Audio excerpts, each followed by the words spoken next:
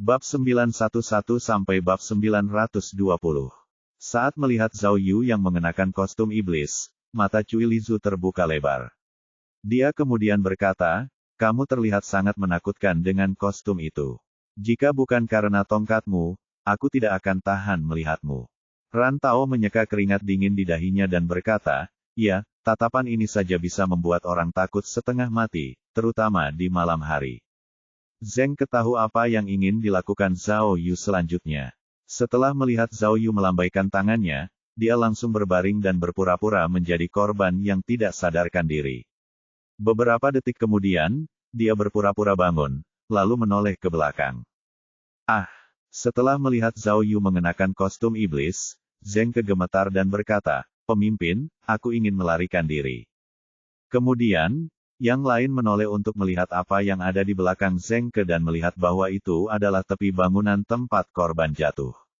Meskipun ia mengenakan topeng, Zhao Yu dapat melihat dengan jelas melalui lubang di matanya.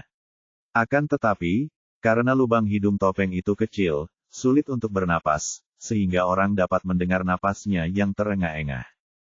Ia mencoba meregangkan lengannya, menggerakkan lehernya, dan melangkah maju beberapa langkah.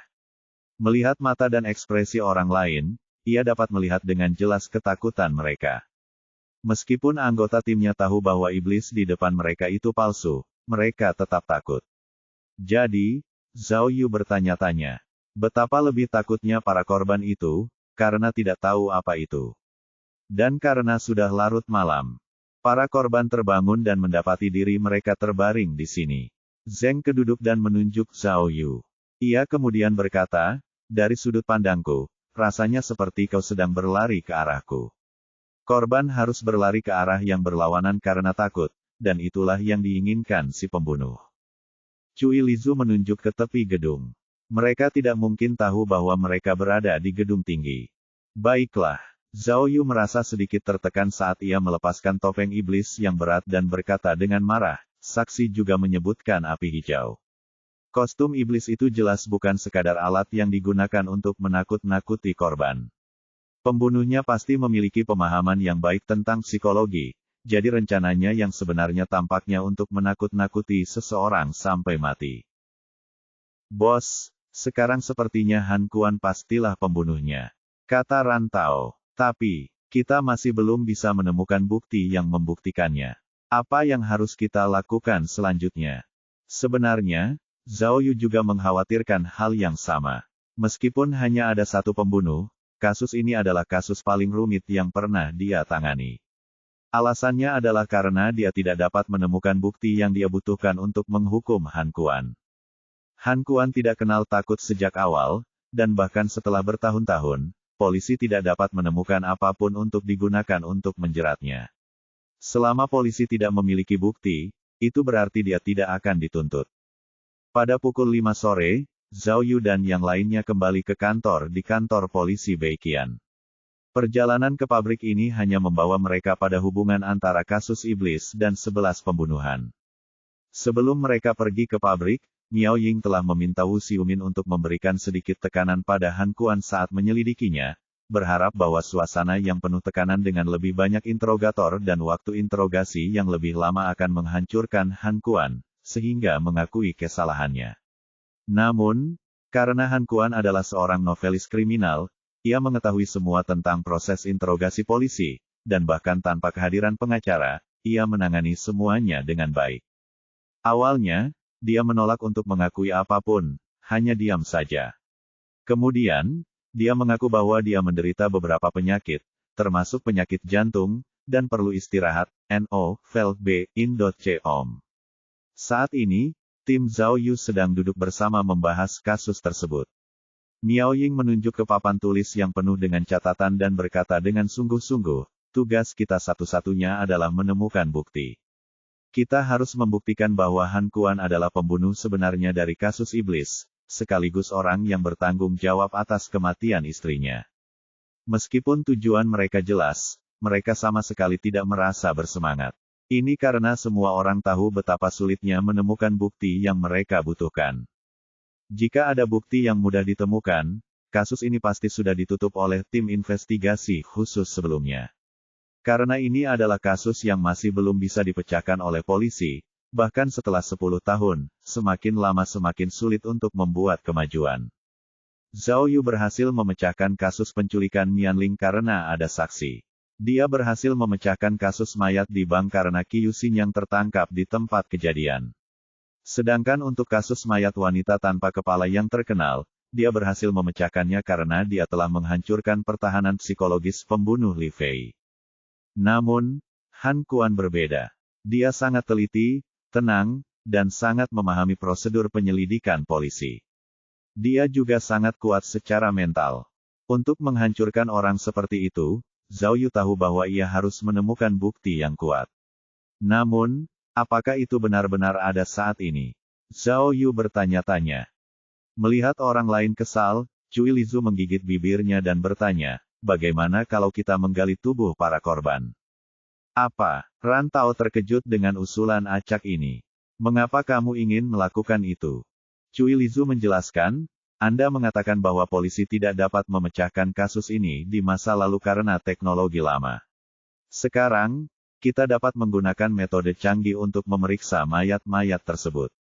Mungkin sekarang kita dapat menemukan sesuatu yang ditinggalkan Han Kuan pada mereka yang tidak dapat kita temukan sebelumnya. Zhang Peipei berkata, kemungkinannya kecil. Ditambah lagi, itu sudah melewati batas waktu pemeriksaan normal. Miao Ying berkata, saat mereka meninggal, saat itu musim dingin. Pembunuhnya mengenakan kostum setan dan para korbannya mengenakan pakaian tebal. Jadi, ini bahkan lebih dari sekadar masalah teknologi. Hal lainnya adalah sebagian besar korban dikremasi.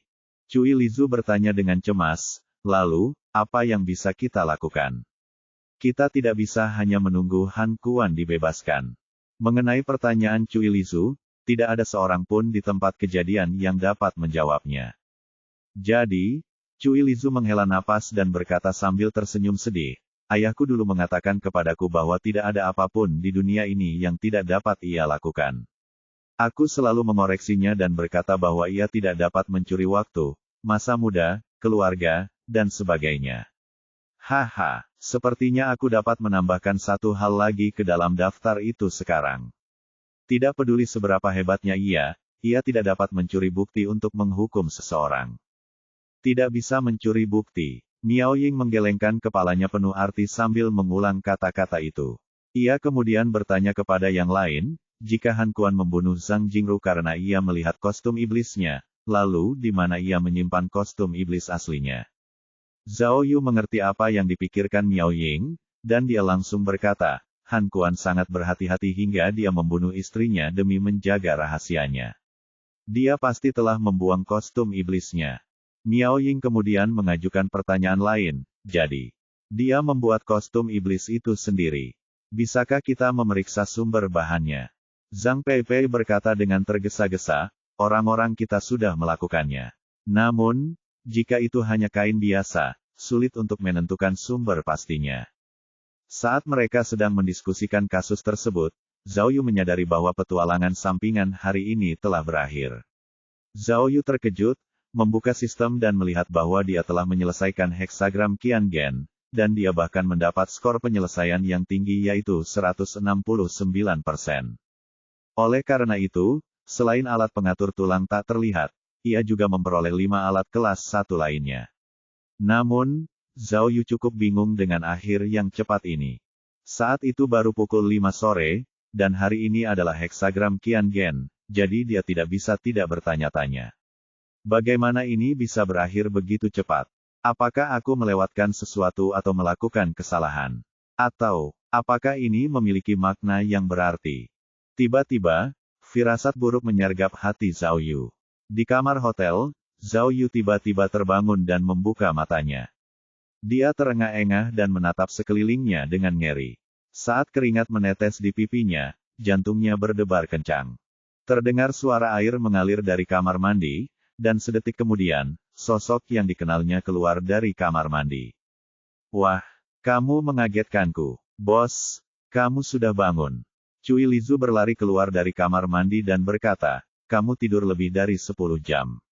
Kalau kamu tidak segera bangun, aku harus membawamu ke rumah sakit untuk diperiksa. Zhao Yu merasa pusing, lalu akhirnya teringat sesuatu. Kemarin, sebelum makan malam, dia tiba-tiba merasa pusing dan kelelahan.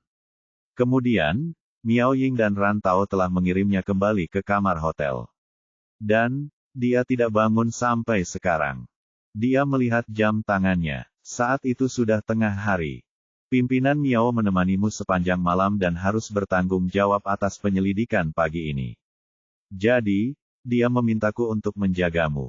Cui Lizu menjelaskan kepadanya. Dia kemudian berkata, "Bos, jangan terlalu keras pada dirimu sendiri. Penampilanmu kemarin buruk sekali. Pemimpin Miao mengkhawatirkanmu. Untungnya, ini bukan pertama kalinya kamu pingsan. Dokter Di Yaoming berkata bahwa kamu terlalu banyak bekerja dan kamu harus lebih banyak beristirahat." Zhao Yu kemudian teringat bahwa alasan mengapa ia pingsan kemarin adalah karena agen pemulihan tak terlihat. Ia baru saja menjalani operasi, lalu ia menyelidiki kasus itu tanpa istirahat selama 3 hari 2 malam. Kekuatan fisik dan energinya jelas telah mencapai batasnya. Kemudian, Su Yu tiba-tiba teringat pada perangkat yang ia dapatkan di akhir petualangan sampingan kemarin. Ia mencari di otaknya dan menemukan bahwa dalam keadaan tidak sadar kemarin, ia telah menggunakan perangkat pengatur tulang tak terlihat dan telah menghabiskan 300 poin untuk meningkatkan efeknya. Dia menyentuh kakinya yang terluka dengan lembut dan menemukan bahwa pergelangan kakinya yang digips bisa bergerak sesuka hati. Tampaknya cedera patah tulangnya sebagian besar sudah pulih. Lihat rekomendasi kami yang disusun khusus untuk Anda umpan penemuan. Zhao Yu kemudian bertanya pada Cui Lizu dengan cemas, "Cui, bagaimana perkembangan kasusnya? Ada yang baru?" Cui Lizu menuangkan segelas air untuk Zhao Yu, lalu menggelengkan kepalanya dan berkata, "Pimpinan Miao telah mengirim beberapa orang untuk menginterogasi keluarga korban dengan harapan mereka dapat menemukan sesuatu. Selain itu, tidak ada yang baru saat ini."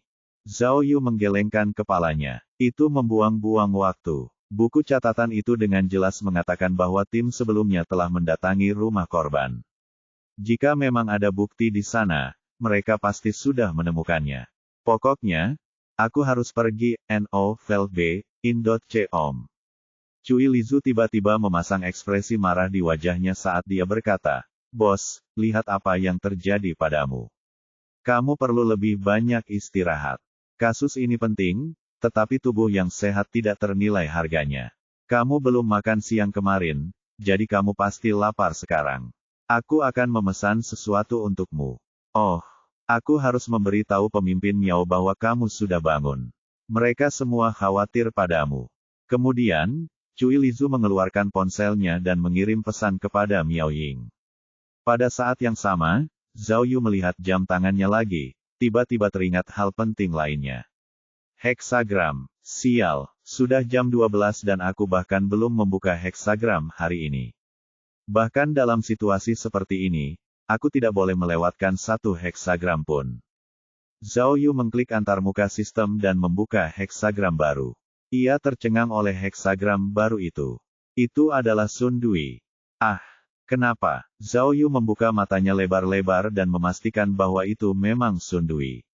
Apa yang dikhawatirkannya akhirnya terjadi. Zhao Yu sudah merasa tidak enak kemarin ketika sistem tiba-tiba mengumumkan akhir petualangan sampingan. Menurut pengalaman masa lalunya, heksagram yang memiliki kian biasanya bertahan lama sebelum berakhir. Jadi, seharusnya tidak berakhir secepat itu. Pasti ada alasan khusus untuk itu. Awalnya, dia berpikir bahwa mungkin dia telah melakukan kesalahan dalam penyelidikannya.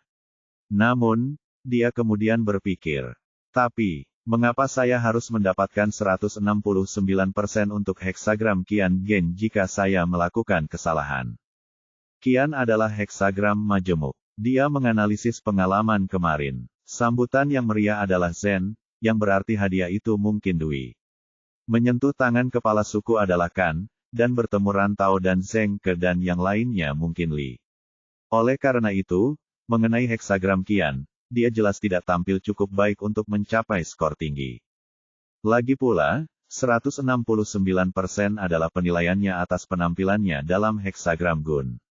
Dengan kata lain, penyelidikannya berjalan lancar, dan pelaku sebenarnya dari kasus iblis pastilah Han Kuan. Jadi, dia jadi bertanya-tanya. Apa arti akhir heksagram yang lebih awal?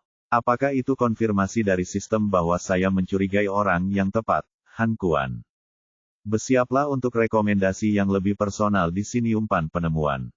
Namun, saat ini, Zhao Yu tidak dapat berbuat apa-apa, meskipun ia tahu bahwa Han Kuan adalah pelakunya. Zhao Yu tiba-tiba merasa putus asa. Saat ia merasa putus asa mengancam untuk menguasainya, ia berpikir, karena aku tidak dapat menemukan bukti apapun, petualangan sampingan itu berakhir lebih awal. Dan, bahkan heksagram gen tidak ditunjukkan kepadaku. Jika memang begitu, apa yang dapat kulakukan? Tidak ada. Bahkan sistem itu menyerah padaku. Dia menggelengkan kepalanya, lalu berpikir lagi. Jadi, haruskah aku hanya menonton saja sampai Han Kuan dibebaskan pada akhirnya? Jika dia pembunuh yang sebenarnya, itu berarti dia telah membunuh 11 orang secara total. Tunggu, pada saat ini, Zhao Yu tiba-tiba teringat petualangan sampingan hari ini. Meskipun heksagram itu adalah Sun Dui, dia masih berharap bahwa petualangan sampingan itu dapat membantunya. Sekarang sudah siang, syukurlah aku tidak melewatkannya. Dia segera memeriksa petualangan sampingan hari ini dan menemukan bahwa itu dijadwalkan pada pukul 12.30 siang, yang berarti sekitar 20 menit dari sekarang. Untungnya, lokasinya tidak terlalu jauh. Dia memeriksa peta dan menemukan bahwa tempat di mana petualangan sampingan akan berlangsung tidak jauh dari tempatnya sekarang. Peta tersebut dengan jelas menunjukkan bahwa itu adalah restoran makanan barat lokal yang terkenal. Saat Zhao Yu melihat Cui Lizu hendak memesan makanan dari hotel, dia menghentikannya dan berkata, aku tidak suka hidangan dingin di sini. Aku ingin mencoba makanan barat malam ini. Ada restoran bagus di dekat sini. Ayo pergi. Oh, baiklah. Cui Lizu sekali lagi bingung dengan perilaku Zhao Yu. Setelah beberapa saat, dia bertanya, bagaimana dengan ketua Miao dan Rantau? Biarkan saja mereka. Zhao Yu tidak ingin terlalu banyak orang mengetahui niatnya, jadi dia melambaikan tangannya dan berkata, mereka tidak suka makanan barat. Ayo, kamu bisa makan gratis bersamaku. Oke, baiklah. Cui Lizu meletakkan teleponnya dengan ekspresi bingung. 20 menit kemudian, dikelilingi oleh sekelompok polisi setempat, Zhao Yu berhasil tiba di restoran makanan barat. Meskipun kakinya sudah pulih dengan baik, Zhao Yu tidak ingin yang lain mengetahuinya. Jadi, dia duduk di kursi roda dan Cui Lizu mendorongnya ke dalam restoran. Polisi-polisi itu semuanya mengenakan pakaian kasual. Selain membantu Zhao Yu dan Cui Lizu dengan apapun yang mereka butuhkan, mereka juga datang untuk melindungi keselamatan mereka. Oleh karena itu, mereka juga masuk ke restoran bersama Zhao Yu, tetapi tidak duduk bersamanya. Dengan cara ini, mereka berdua dapat melindungi Zhao Yu dan menghormati privasinya. Mereka adalah polisi yang sangat profesional. Tentu saja, Zhao Yu tidak tertarik dengan makanan di sini, karena tujuan utamanya datang ke sini adalah untuk petualangan sampingan. Semoga saja, itu akan memberinya wawasan baru tentang kasus ini. Namun, hanya dengan melihatnya sekilas, Zhao Yu langsung mendapat gambaran tentang petualangan sampingan hari ini. Zhao Yu sangat kecewa, dan kesuraman yang menyelimuti hatinya langsung meluas dalam sekejap. Di meja dekat jendela di restoran makanan barat, seorang wanita dan seorang pria, yang tampak seperti mahasiswa, duduk berhadapan. Mereka menikmati hidangan lezat, sambil berbincang dan tertawa. Zhao Yu mengenali gadis itu sebagai putri paman ketiganya.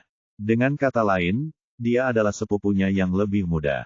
Meskipun mereka tidak dekat, keluarganya terkadang datang berkunjung ke rumah Zhao Yu, dan dalam salah satu kunjungan tersebut, Zhao Yu mendengar bahwa dia bersekolah di provinsi Jinyuan.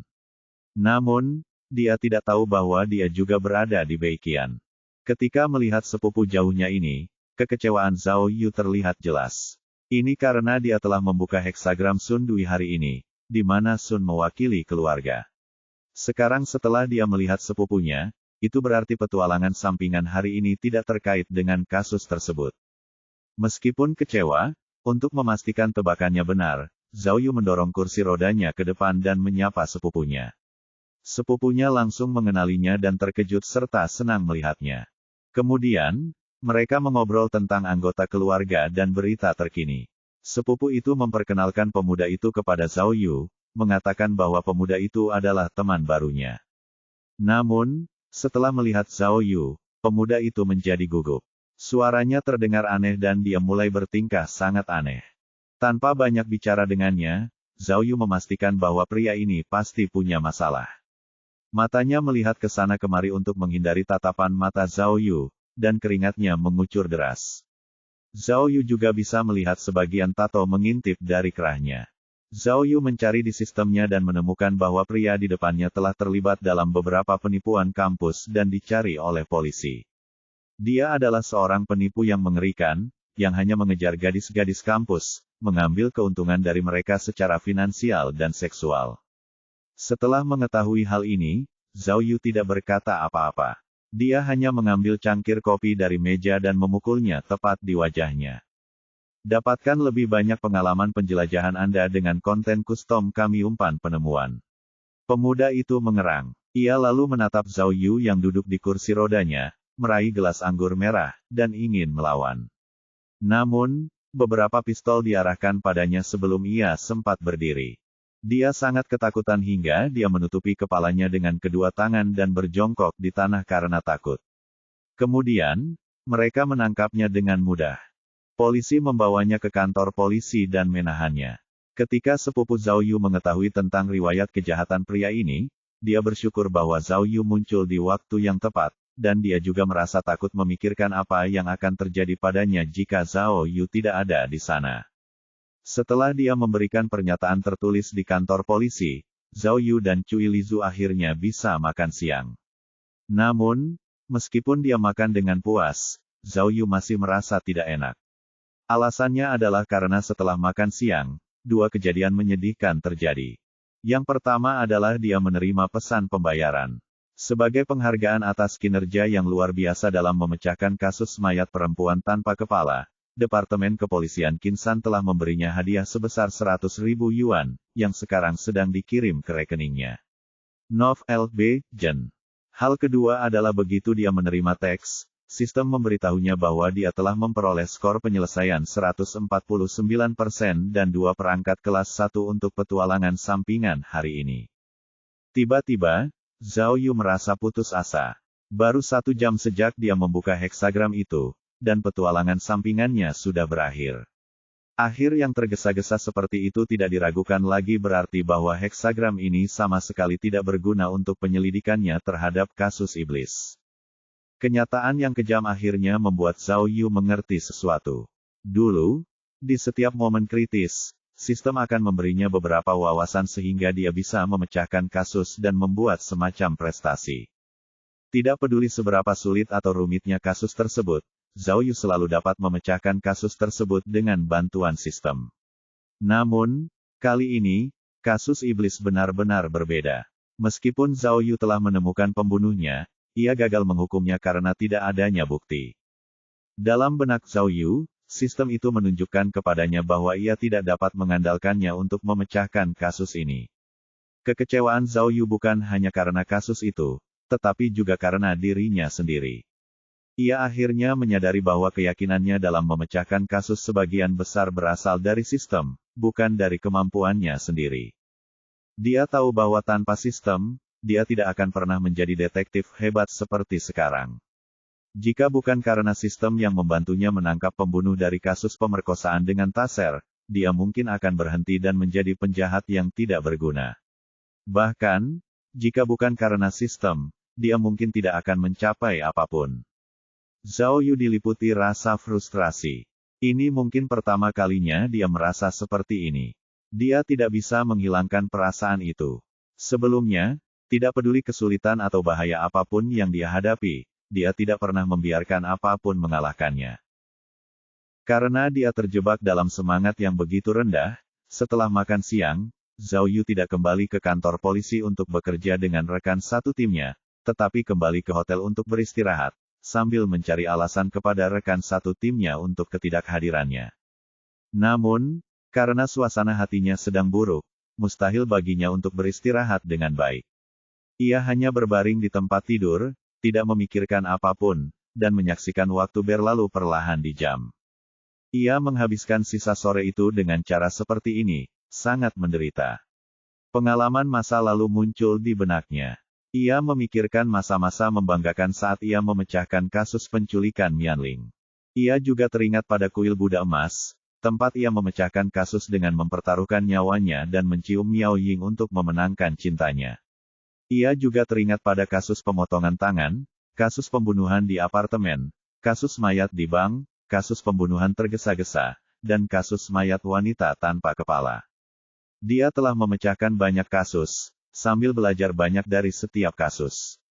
Dia telah berkembang dari seorang polisi pemula menjadi pemimpin tim investigasi khusus.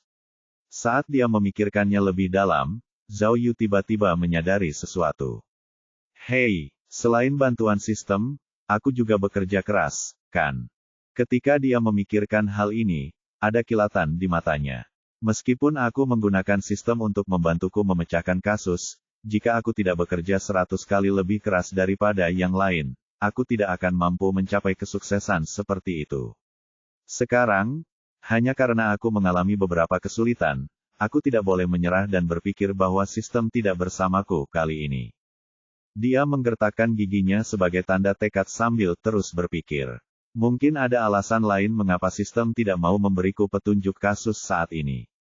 Namun, jika aku menyerah, maka aku tidak akan pernah tahu alasannya, apalagi berhasil memecahkan kasusnya.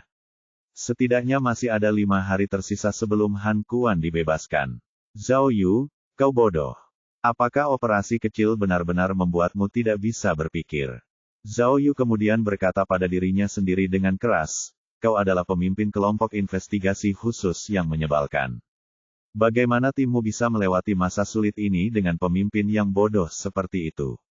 Kau tidak pernah mengakui kegagalan. Han Kuan mungkin adalah ahli kejahatan super, yang telah membunuh 11 orang, tetapi kau harus mencari tahu kebenarannya dan memberikan keadilan kepada para korban. Zhao Yu akhirnya mendapatkan kembali kepercayaan dirinya. Dia segera bangkit dan menelepon Miao Ying. Halo, Miao Ying terdengar lelah saat menjawab telepon. Bagaimana keadaanmu sekarang? Sudah lebih baik. Apakah kepalamu masih sakit? Apakah kamu perlu aku panggilkan dokter? Meong, dengarkan. Zhao Yu menggenggam ponselnya erat-erat dan berbicara kepadanya dengan nada bersemangat. Hubungi kantor polisi Beiqian. Minta mereka untuk mengirim orang-orang mereka ke kantor kita, semakin banyak semakin baik. Aku punya beberapa tugas untuk mereka. Oh, Miao Ying bingung, jadi dia bertanya, Zhao Yu, apa yang sedang kamu pikirkan? Lakukan saja apa yang kukatakan. Sekarang juga, perintah Zhao Yu. Dan, suruh Cui Lizu menghubungi kepolisian Yaoming dan minta mereka membawakan semua informasi yang mereka miliki tentang masa sekolah Han Kuan, dan juga masa sekolah Jiang Ke. Dia kemudian menambahkan, juga, suruh Wu Xiumin mengirim semua informasi yang berhubungan dengan Han Kuan kepadaku, termasuk informasi pribadinya, semua video interogasi, dan semua manuskrip yang ditulisnya di masa lalu, serta semua hal yang telah diterbitkannya. Semuanya, aku tidak boleh melewatkan satu kata pun.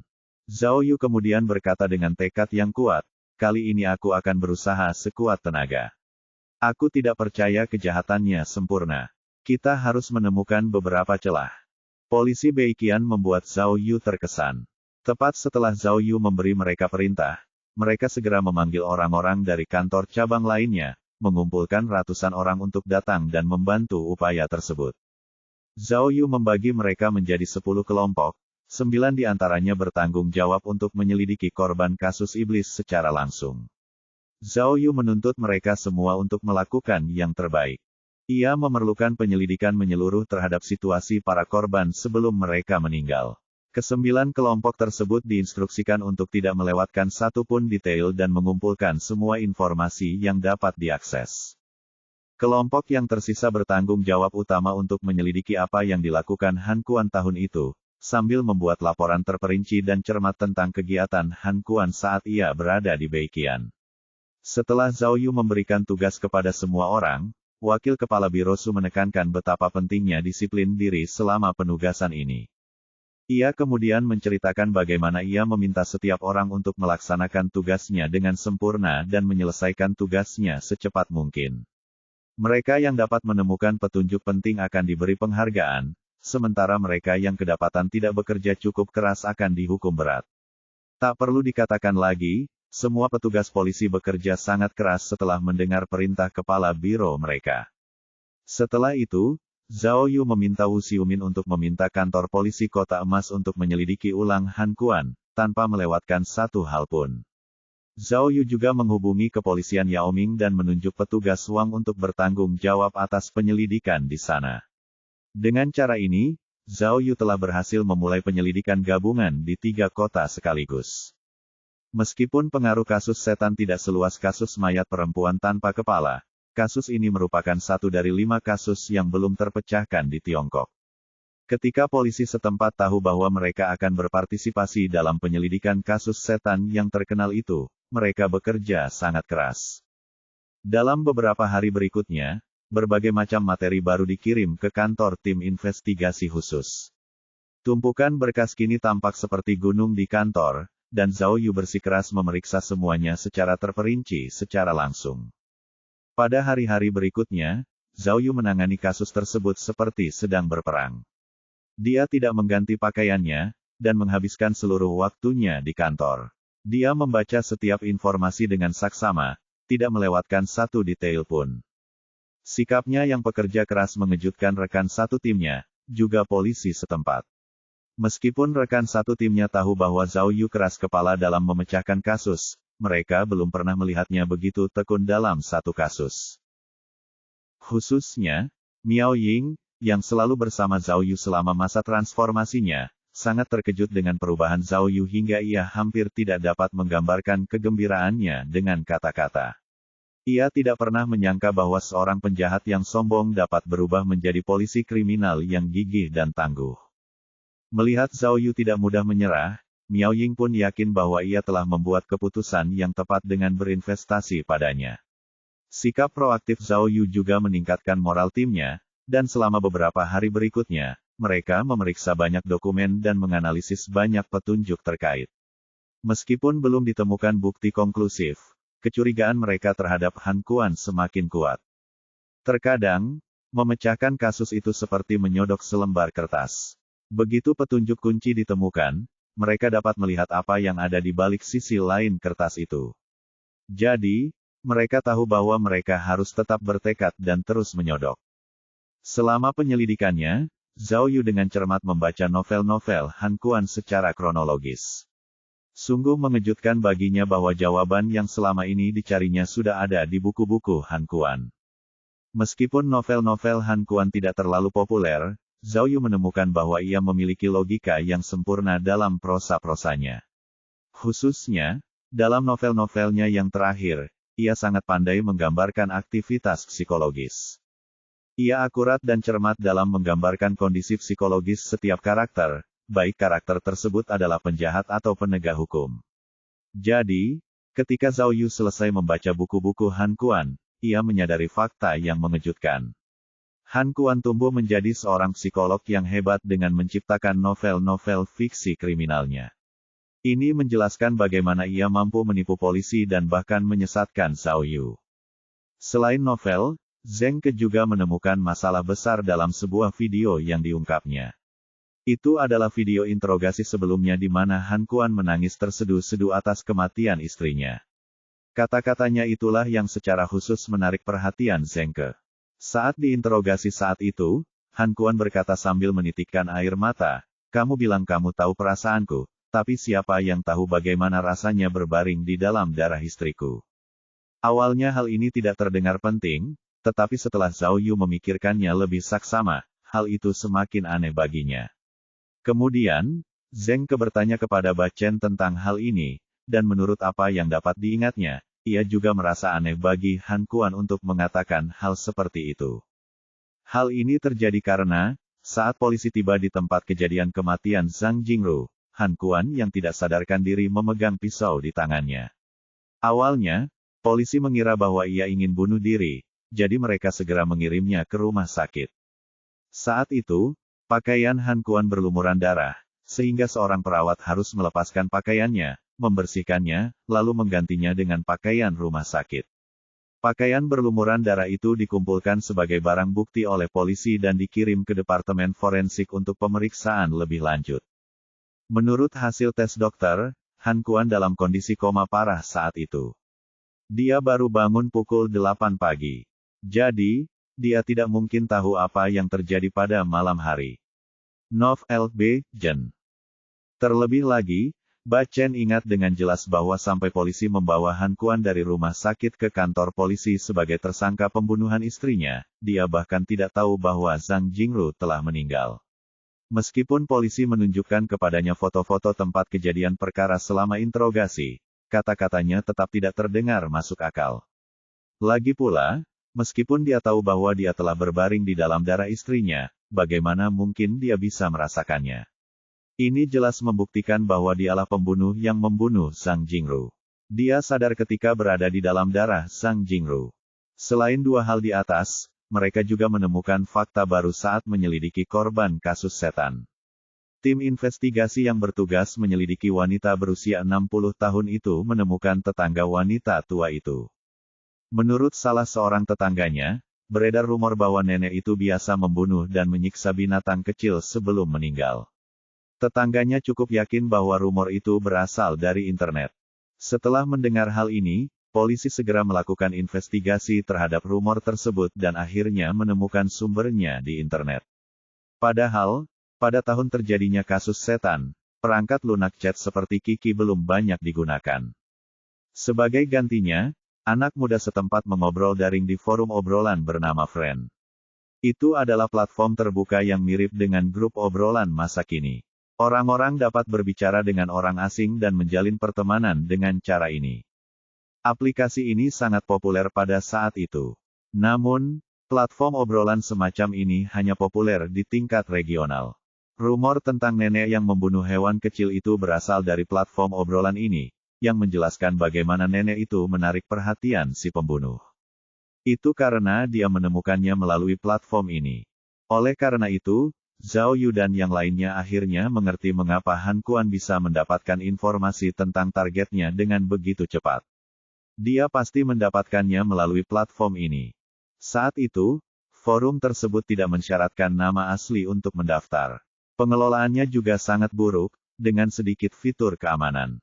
Jadi, akan mudah baginya untuk menemukan cara agar orang-orang daring memberikan informasi yang diinginkannya. Namun, kini, waktu telah berubah.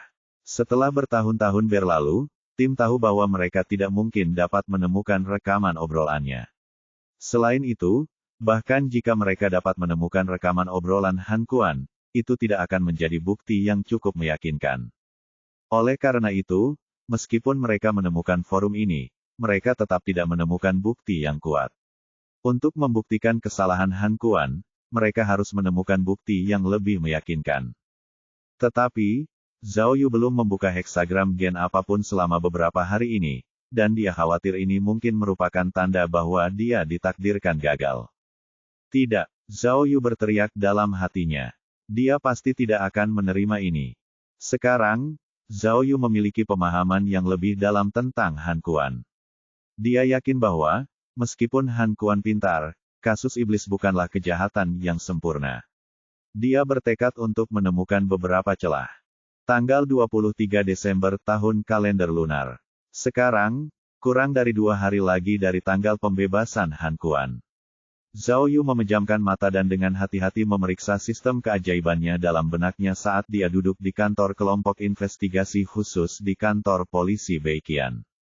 Sayangnya, heksagram hari ini bukanlah gen, melainkan Sun Li, yang merupakan heksagram normal. Meskipun tidak ada kemajuan dalam kasus ini, heksagram tersebut masih akurat seperti sebelumnya. Zhao Yu baru saja menguap, ketika ponselnya berdering. Itu dari ibunya. Zhao Yu tahu bahwa tujuannya meneleponnya adalah untuk menanyakan hari apa dia akan pulang untuk reuni tahun baru.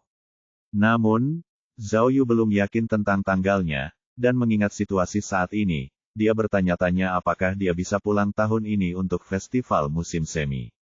Jadi, dia hampir tidak ingin menjawab telepon sama sekali. Pada saat ini, Miao Ying melihat keraguan Zhao Yu, jadi dia menghampiri Zhao Yu dan bertanya dengan khawatir, apa yang kamu tunggu? Kasus ini penting, tetapi keluarga harus selalu diutamakan. Telepon ibumu kembali sekarang. Jangan biarkan dia mulai mengkhawatirkanmu. Zhao Yu mengerucutkan bibirnya dan tersenyum sambil bertanya balik, bukankah sebaiknya kamu memanggilnya ibu juga? Atau ibu? Ngomong-ngomong, apa rencanamu untuk tahun baru? Itulah sebabnya aku memintamu meneleponnya kembali. Miao Ying sedikit tersipu. Orang tuaku bertugas pada liburan ini, seperti biasa. Jadi, aku harus mencari tempat tinggal. Zhao Yu langsung tampak gembira, lalu memeluk Miao Ying dan berkata, hei, hebat sekali. Adakah yang lebih membahagiakan daripada membayangkan membawa istriku pulang untuk merayakan tahun baru? Pokoknya, persetan dengan masalah ini. Tahun ini, aku akan pulang dan bersenang-senang denganmu. Baiklah, tunggu apa lagi? Miao Ying tersenyum, lalu menunjuk ponsel Zhao Yu sebelum kembali ke mejanya untuk bekerja. Zhao Yu sangat senang sekarang. Dia akan menelepon ibunya kembali dan mengatakan kepadanya bahwa tidak peduli seberapa sibuknya dia akan pulang tahun ini bersama Miao Ying untuk merayakan tahun baru. Lihat konten pribadi apa yang kami miliki berdasarkan riwayat penjelajahan Anda umpan penemuan. Tepat saat Zhao Yu memasukkan nomor, Cui Lizu tiba-tiba muncul. Ia menghampirinya dan berbisik, hei, bos, kalian semua berpasangan. Bagaimana denganku? Apa yang harus kulakukan? Aku tunawisma. Bolehkah aku pulang bersamamu untuk merayakan tahun baru? Apa-apaan ini? Setelah mendengar ini, Zhao Yu hampir terjatuh karena terkejut, dan tangannya gemetar hebat sehingga dia benar-benar menghubungi nomor yang salah. Hei, hei, hei. Lihat wajahmu. Cui Lizu mengerucutkan bibirnya. Hanya untuk liburan, kau harus memberiku izin dan membiarkanku menemui ayahku. Kalau tidak, aku harus pulang bersamamu. Oh, Tao Xiang, benar. Zhao Yu cepat-cepat menyeka keringat di dahinya dan berkata, tidak masalah. Jika kamu melakukan pekerjaan dengan baik di sini, aku akan mengambilkan izin untukmu.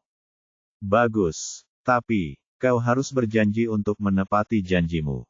Cui Lizu menjentikkan jarinya, lalu pergi melakukan urusannya sendiri.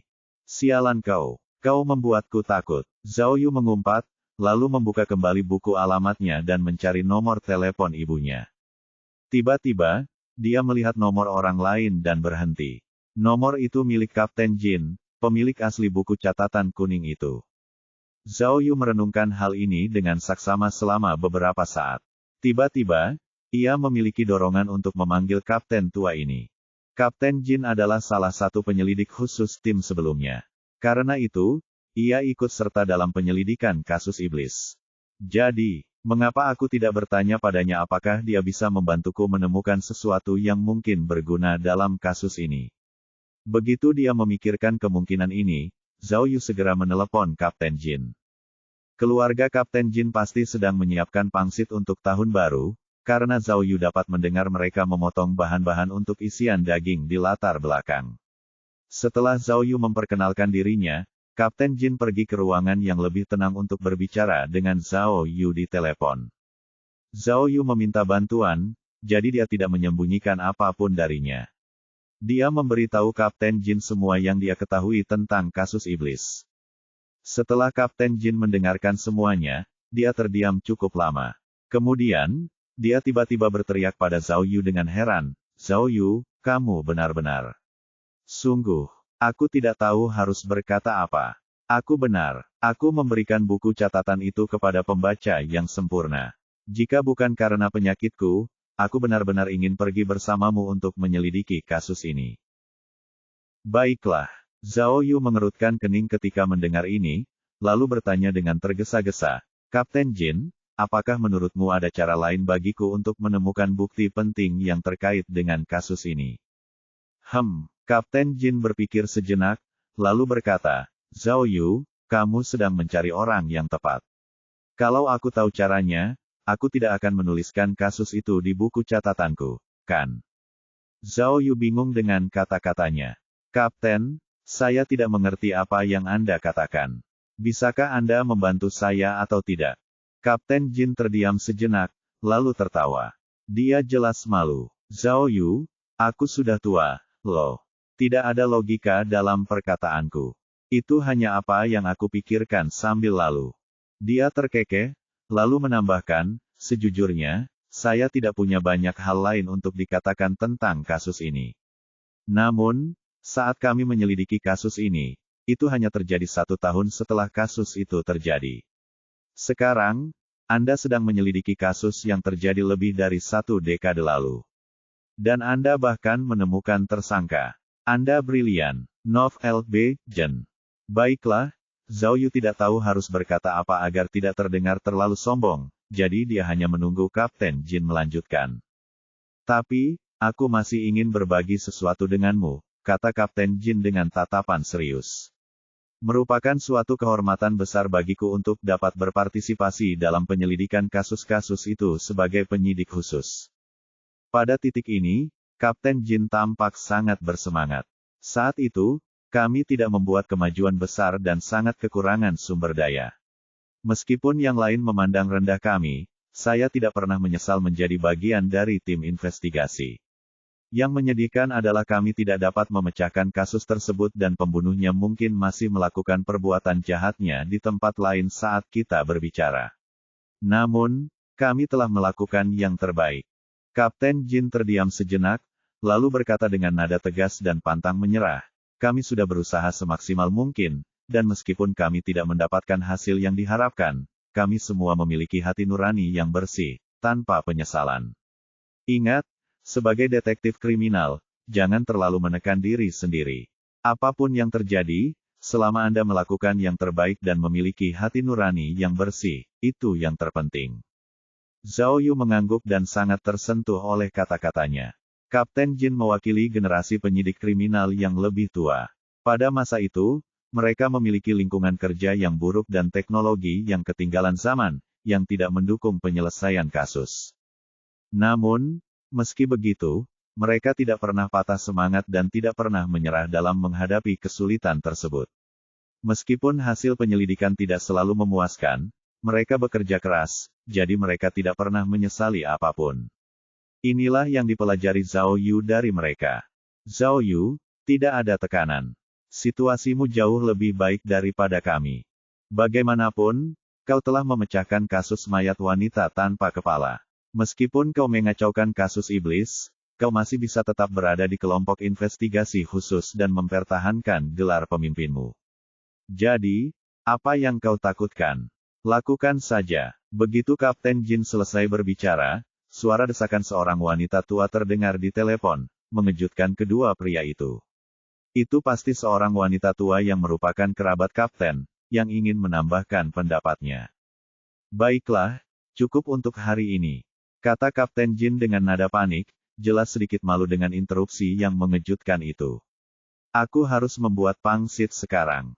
Lakukan yang terbaik, dan aku akan merayakannya bersamamu saat kau kembali. Dan, jangan lupa ceritakan padaku tentang apa yang sedang terjadi. Kasus iblis benar-benar mengasyikkan bagiku. Kemudian, Kapten Jin akhirnya menutup telepon. Saat ini, mata Zhao Yu dipenuhi dengan harapan saat dia berpikir. Dia benar, aku hanya perlu melakukan yang terbaik dan tidak menyesal. Bagaimanapun juga, aku adalah kepala kelompok investigasi khusus, dan aku telah memecahkan kasus mayat wanita tanpa kepala. Jadi, mengapa aku harus menempatkan diriku di bawah begitu banyak tekanan? Aku akan melakukannya. Zhao Yu segera menyingsingkan lengan bajunya dan berkata kepada Miao Ying dengan keras, Ketua Tim Miao, segera hubungi kepolisian Beiqian. Saya ingin mengadakan konferensi pers terbesar yang pernah ada. Kita harus mengumpulkan orang-orang dan memberitahu mereka bahwa mereka harus melakukan yang terbaik untuk membantu kita juga. Konferensi pers. Miao Ying menatapnya, lalu bertanya, apa sebenarnya yang kamu inginkan sekarang? Kejahatan tidak akan pernah menang atas kebaikan. Aku akan memberitahu publik rincian kasus iblis. Kata Zhao Yu dengan nada yang sangat jujur. Aku akan mendorong semua orang untuk berkontribusi dalam menemukan bukti kejahatan Han Kuan. Kali ini, aku ingin melihat apakah iblis yang lebih kuat, atau orang-orang. Zhao Yu melakukan apa yang diperintahkan.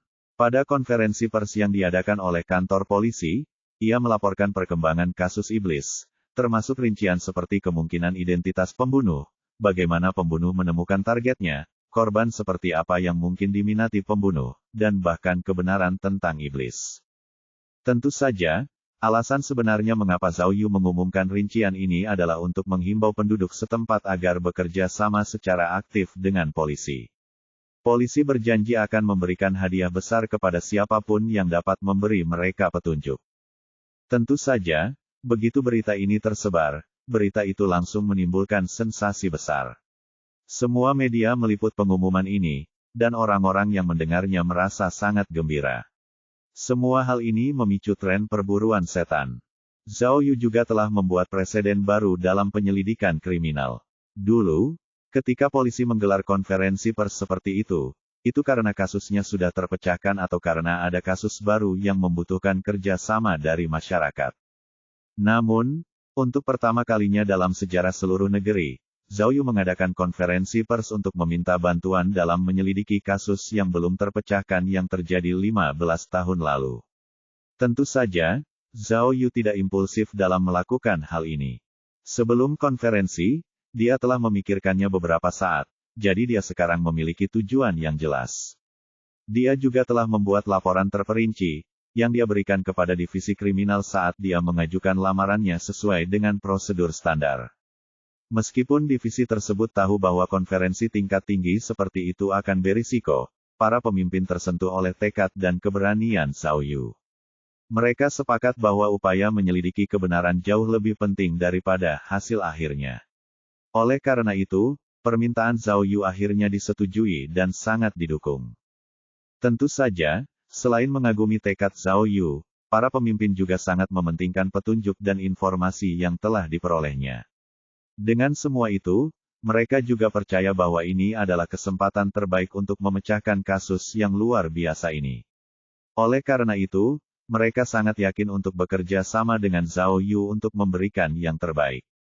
Ini adalah pertama kalinya Zhao Yu membuat langkah besar seperti itu sejak ia masuk ke dalam kelompok investigasi khusus. Jadi, ketika konferensi pers selesai, ia sangat gugup. Ia khawatir jika ia tidak mendapatkan hasil apapun dengan ini, itu tidak akan menjadi pertanda baik bagi masa depannya di dalam tim. Untungnya, kantor polisi Beiqian sangat berpengalaman dalam hal ini, dan mereka tahu bahwa setelah konferensi pers, akan ada tanggapan yang luar biasa dari masyarakat. Jadi, mereka memobilisasi pasukan polisi terkait lebih awal, mendirikan pusat penerimaan khusus untuk menerima dan menangani semua informasi masyarakat. Nov L.B. Jen. Begitu mereka menemukan informasi yang benar-benar penting dari umpan balik mereka akan segera melaporkannya ke tim investigasi khusus. Oleh karena itu, Zhao Yu dan yang lainnya hanya perlu menunggu dengan sabar di kantor dan tidak perlu menangani semuanya sendiri. Kekuatan media sangat menakjubkan. Karena kasus iblis terkenal di seluruh dunia, ketika Zhao Yu dan yang lainnya menyalakan TV dan menggunakan ponsel, berita tentang kasus tersebut mendominasi berita utama dan segera menyebar ke seluruh negeri. Sekitar 2 jam setelah konferensi, telepon di pusat penerimaan tamu mulai berdering kencang, dan semua resepsionis mendengarkan dengan sabar para penelepon dan mencatat semua yang mereka katakan dengan saksama. Malam itu, kantor kelompok investigasi khusus menerima 5 petunjuk baru dari para resepsionis ini. Namun, setelah upaya verifikasi, semua informasi itu salah atau tidak penting. Namun, mereka merasa lebih baik setidaknya memiliki beberapa informasi baru daripada tidak menerima tanggapan dari publik setelah konferensi. Zhao Yu mengumpulkan tim dan begadang sepanjang malam bersama anggota timnya. Bagi Zhao Yu, malam berlalu dalam sekejap mata, dan segera, matahari baru terbit. Ketika sinar matahari hangat pertama masuk melalui jendela dan menyinari wajah Zhao Yu, ia terbangun dari kondisi kelelahannya sebelumnya. Namun, sebelum matanya benar-benar terbuka, Zhao Yu membuka sebuah heksagram. Tiba-tiba, dia duduk tegak karena terkejut. Ini karena di tengah antarmuka sistem, ada 2 karakter besar. Gen dan Kun. Zhao Yu menarik napas dalam-dalam dan berpikir. Gen dan Kun. Heksagram ini, Apakah ini tentang kasus iblis? Apakah aku menerimanya karena usahaku beberapa hari ini? Hari ini adalah hari terakhir sebelum Han Kuan dibebaskan. Pembebasannya dijadwalkan pukul 6 sore dari pusat penahanan Golden City. Sejak saat itu, ia akan dianggap sebagai orang yang tidak bersalah. Tiba-tiba, Zhao Yu teringat petualangan sampingan itu. Itu menunjukkan bahwa lokasi itu sebenarnya adalah kantornya, yang persis di mana dia berada sekarang. Selain itu, waktunya dijadwalkan kurang dari 1 jam dari sekarang. Ketika Zhao Yu mulai merasakan tekanan mengenai waktu, pintu kantor tiba-tiba terbuka dan Rantau masuk bersama 2 pria parubaya. Pemimpin kelompok, Rantau bergegas menghampiri Zhao Yu, lalu menunjuk ke arah 2 orang itu dan berkata, "Lihat, ini." Zhao Yu mendongak dan melihat bahwa dia mengenal salah satu pria itu. Dia adalah sepupu Lang Xiangyang, Lang Xiangqian. Namun, pria di belakang Lang Xiangqian adalah orang asing bagi Zhao Yu. "Halo, polisi." Lang Xiangqian menjabat tangan Zhao Yu dengan sopan, lalu menunjuk orang asing itu dan berkata, "Ini Gao Siwei. Dia dulu bekerja dengan kami. Setelah melihat berita kemarin, dia menemukan informasi kontak saya dan menelepon saya. Setelah bertukar pikiran, kami merasa perlu memberitahu Anda sesuatu tentang tahun itu. Mungkin berguna untuk kasus ini." "Oh." Zhao Yu menunjuk kedua kursi dan mengulurkan tangannya. "Silakan duduk." Ketika ketiga pria itu sudah duduk, pria bernama Gao Siwei itu berkata cepat, "Petugas, saya dulu bekerja di kelompok yang sama dengan Han Kuan, dan saya sering pergi keluar bersamanya. Saya mendengar bahwa dia adalah tersangka Anda di berita, jadi saya ingin datang ke sini dan memberitahu Anda sesuatu." "Oh." Zhao Yu mengangguk, lalu berkata dengan sopan, "Silakan." Gao Siwei kemudian berkata, "Setiap kali melakukan perjalanan bisnis, kami semua akan tinggal di ruangan yang sama. Di antara sekian banyak karyawan, sayalah yang paling mengenalnya. Begini, Han Kuan tidak banyak bicara. Ia sering menulis dan menggambar di buku catatan kecil di sudut sendirian. Pria ini tampak membosankan, tetapi sebenarnya sangat cerdas." Gao Siwei kemudian menambahkan, ia juga sangat menikmati aktivitas daring. Setiap ada kesempatan, ia akan pergi ke kafe internet untuk mencari hiburan. Terkadang, ia akan begadang di kafe sepanjang malam. Saya mulai terbiasa dengan itu. Ia lalu menambahkan, dan, ia tampak tidak memiliki emosi sama sekali. Tidak peduli apa yang ia lakukan, ia selalu begitu santai dan tanpa ekspresi. Tidak ada perasaan kuat yang pernah terlihat di wajahnya. Gao Siwei berpikir sejenak, lalu berkata, "Jadi, yang ingin kukatakan kepadamu hari ini adalah, kurasa saat Han Kuan memberitahu Tuan Lang bahwa dia akan meninggalkan Beiqian, ada sesuatu yang tidak beres tentang dirinya." Zhao Yu mendengarkan dengan penuh perhatian selama ini, dan ketika dia mendengar pernyataan terakhir ini, dia tiba-tiba bereaksi keras dan bertanya dengan tergesa-gesa, "Apa?" Gao Siwei mengeluarkan buku catatan kecil, melihatnya, dan berkata, "Maaf, ingatanku kurang bagus. Hal-hal ini adalah yang kutulis saat aku mencoba mengingatnya tadi malam. Oh, hari keberangkatan Han Kuan adalah tanggal 26 Desember. Menurut rencana awalnya, dia ingin berangkat pada tanggal 27 Desember. Namun, karena kami sibuk dan membutuhkan bantuannya pada tanggal 27, dia berangkat sehari lebih awal. Yang terpenting adalah saat dia pergi, dia terlihat sangat panik. Untuk pertama kalinya, saya melihatnya melakukan sesuatu dengan tergesa-gesa.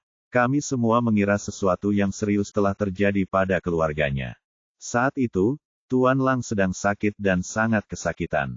Jadi, dia ingin Han Kuan tinggal 1 hari lagi dan membantunya menyelesaikan pekerjaan terakhir. Namun, Han Kuan bersikeras untuk pergi hari itu. Akhirnya, Tuan Lang tidak dapat mengubah pikiran Han Kuan, jadi dia membiarkan akuntan itu menyelesaikan gajinya. Mendengar ini, Zhao Yu menyadari sesuatu dan bertanya, "Apakah kamu ingat kemana Han Kuan pergi sebelum dia pergi?" "Aku mengingatnya dengan jelas." "Guangan," kata Gao Siwei dengan nada percaya diri. "Han Kuan pergi sendiri dalam perjalanan itu. Dia berangkat pada tanggal 23 dan kembali pada pagi hari tanggal 26. Dari apa yang aku ketahui, pekerjaan di guangan tidak terlalu sulit. Kalau tidak, aku akan pergi bersamanya. Ketika Zhao Yu mendengar kata guangan, jantungnya mulai berdebar kencang. Bagaimanapun, guangan adalah tempat di mana korban terakhir dari kasus iblis meninggal. Karena Han Kuan kembali dari guangan sebelum dia meninggalkan Beiqian, itu jelas mencurigakan. Jadi, Miao Ying juga menyadari pentingnya informasi ini dan bertanya dengan cepat, Han Kuan pergi ke guangan sendirian. Gao Siwei mengangguk. Bagaimana dengan Tuan Lang? Miao Ying kemudian bertanya. Tidak, jawab Gao Siwei tegas. Kami sangat sibuk setelah festival musim semi, sehingga Tuan Lang tidak pernah pergi sejak tahun baru. Namun, tidak ada yang menyangka bahwa dia akan pergi. Sayang sekali. Lang Xiangqian kemudian berkata, saya pergi ke ibu kota provinsi pada waktu itu untuk bertemu dengan beberapa mitra bisnis penting. Jadi, saya menitipkan sepupu saya untuk bertanggung jawab mengelola perusahaan pada waktu itu. Pak Polisi, itu saja yang ingin saya sampaikan. Kata Gao Siwei. Awalnya, saya tidak merasa itu penting, tetapi setelah membaca keterangan Anda tentang pembunuhnya kemarin, saya merasa bahwa sangat mungkin itu adalah Han Kuan. Saya harap Anda dapat segera mengetahui kebenarannya. Tuan Gao, terima kasih atas informasi ini. Zhao Yu sangat gembira, tetapi dia tetap bersikap tenang saat berjabat tangan dengan Gao Siwei dan berkata, Tuan Gao, terima kasih atas informasi ini. Zhao Yu sangat gembira, tetapi dia tetap bersikap tenang saat berjabat tangan dengan Gao Siwei dan berkata, tolong bantu saya membuat catatan tertulis terperinci tentang semua ini. Ketika melihat Zhao Yu melambaikan tangannya, Zheng segera maju dan membawa Gao Siwei dan Lang Xiangqian pergi untuk membuat catatan tertulis pengakuan mereka.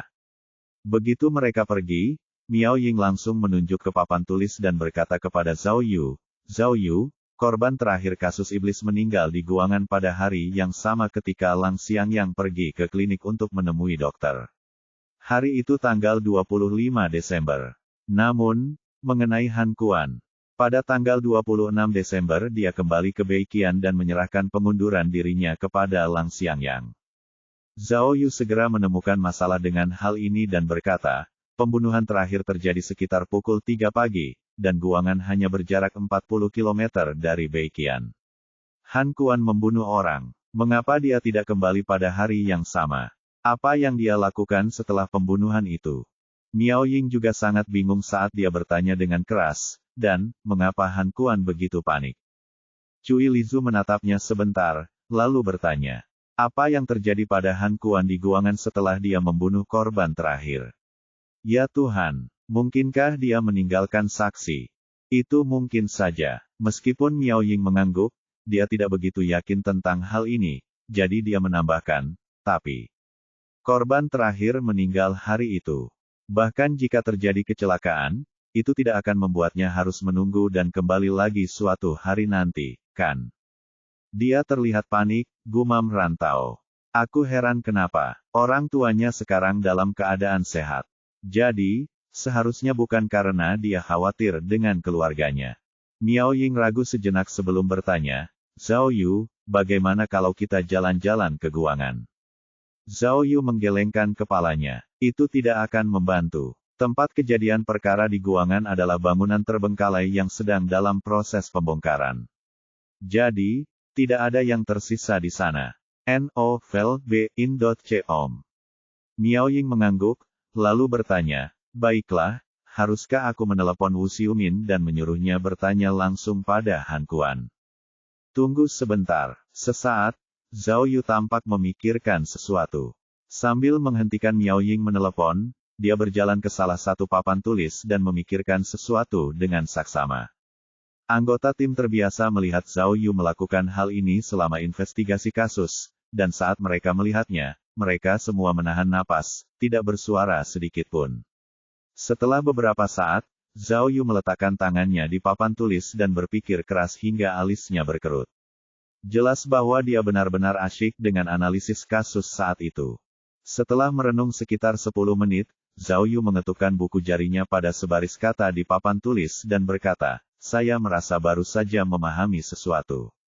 Ia kemudian berbalik menghadap anggota timnya dan berkata, awalnya, selalu ada area yang tidak jelas dalam kasus ini.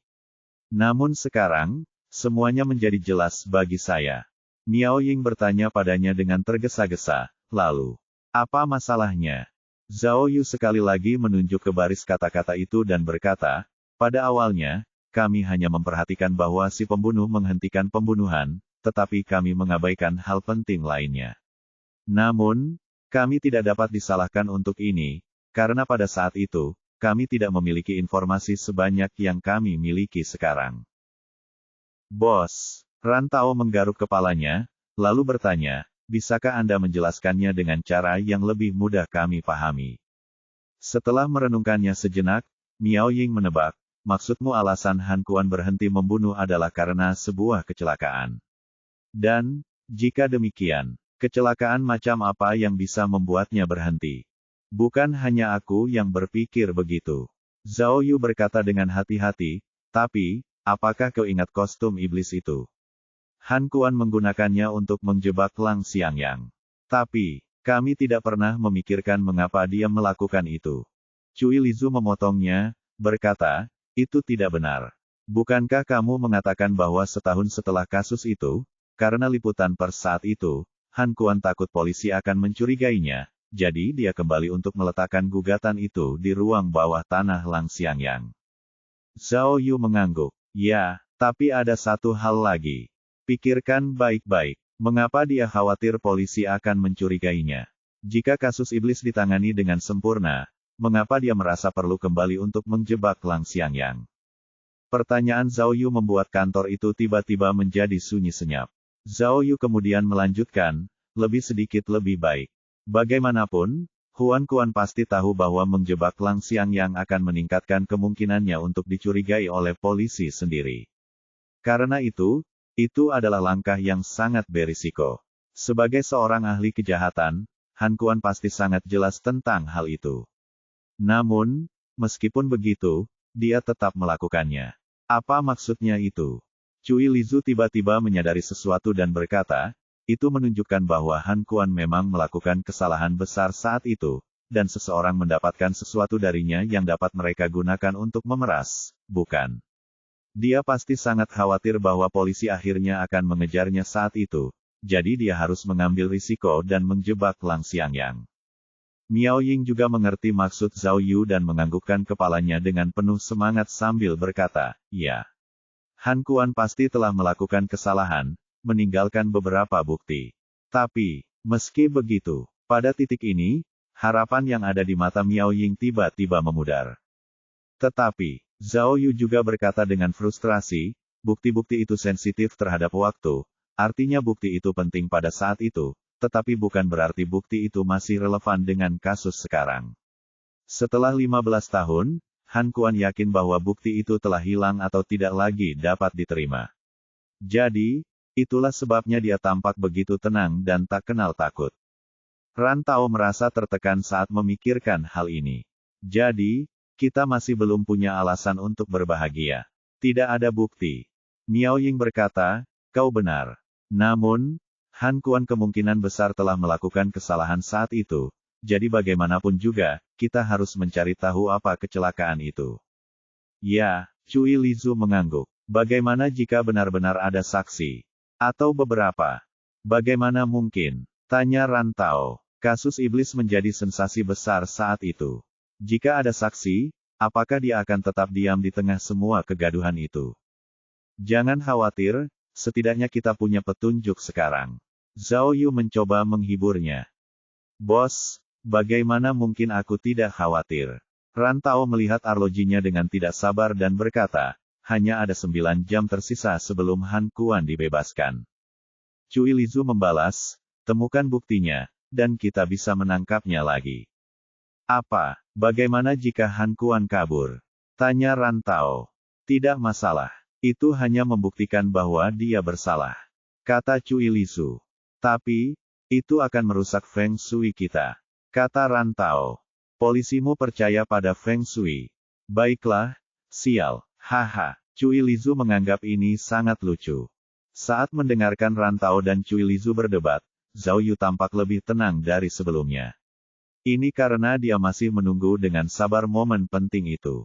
Dia sangat yakin bahwa heksagram Genkun hari ini benar-benar terkait dengan kasus tersebut, dan bahwa petualangan sampingan itu pasti akan sangat membantu dalam mengungkap semuanya. Saat dia sedang menunggu, Zhao Yu melihat seseorang membawa sarapan. Jadi, dia membuka bungkus makanan dan mulai menyantap sarapannya. Pada saat yang sama, dia meminta Cui Lizu untuk membuatkannya secangkir kopi. Dia tampak sangat percaya diri saat itu. Waktu terus berlalu. Selama periode ini, beberapa polisi Beiqian datang untuk mengantarkan beberapa materi kepada mereka beberapa kali. Wu Xiumin juga menelepon Zhao Yu untuk menanyakan perkembangan kasus dan melaporkan pekerjaan yang sedang dilakukan di Kota Emas. Akhirnya, waktu petualangan sampingan semakin dekat, dan tepat pada waktu yang dijadwalkan, telepon kantor berdering. Karena Zhao Yu yang paling dekat dengan telepon, dia bergegas untuk menjawabnya terlebih dahulu. Halo. Halo, Ketua Zhao. Saya nomor 24 di pusat penerimaan tamu. Suara manis terdengar dari seorang wanita di ujung telepon. Saya baru saja menerima laporan dari seseorang di Kabupaten Jiangxing. Dia mengatakan bahwa dia memiliki informasi penting tentang kasus iblis untuk dilaporkan ke polisi. Setelah saya selesai mencatat semua informasinya, saya merasa perlu untuk melaporkannya kepada Anda. Jiangxing. Zhao Yu pernah mendengar tentang daerah ini sebelumnya. Daerah ini terletak jauh di utara Beiqian. Daerah ini sama sekali tidak berada di wilayah Beiqian, tetapi sepenuhnya berada di luar batas provinsi. Polisi wanita dari pusat penerimaan itu melanjutkan, nama pria itu adalah Liu Yubao. Setelah membaca berita itu, dia teringat pengalaman pribadi yang terjadi padanya 15 tahun lalu yang agak mirip dengan kasus setan. Lihat rekomendasi kami yang disusun khusus untuk Anda umpan penemuan. Apa? Memikirkan petualangan sampingan hari ini, Zhao Yu gemetar sekujur tubuhnya. Baiklah.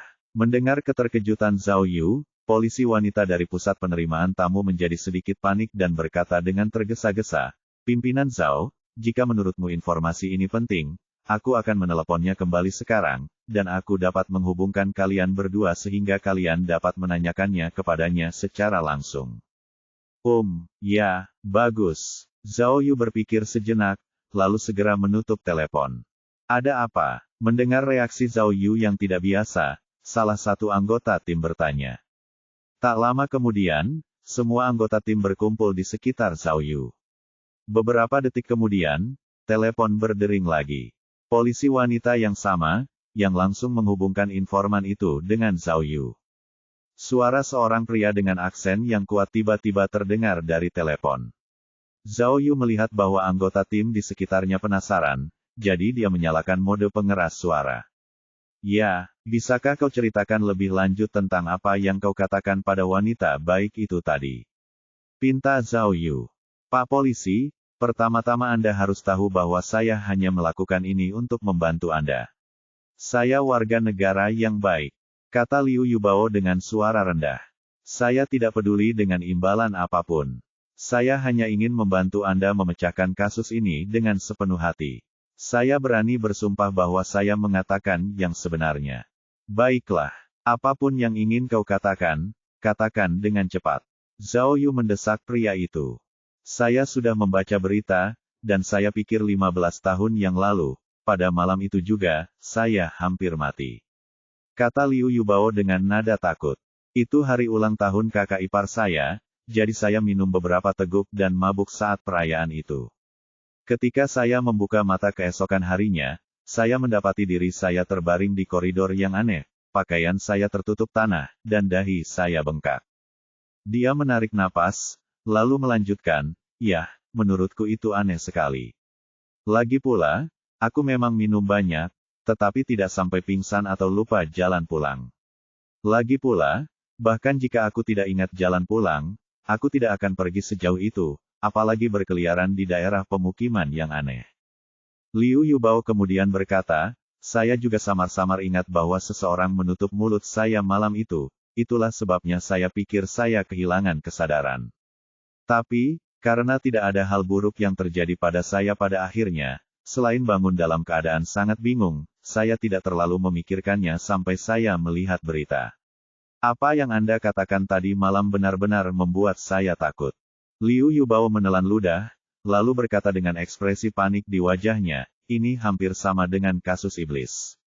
15 tahun yang lalu, saya adalah seorang pengganggu di kampus, sering menindas orang lain.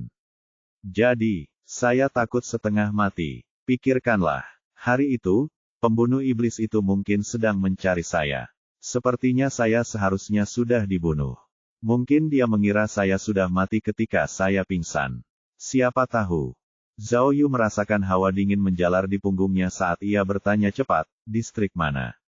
Di mana tepatnya kamu bangun? Itu Taihe. Liu Yubao menjawab tanpa ragu. Itu belum selesai. Jadi, tidak ada seorang pun di festival musim semi.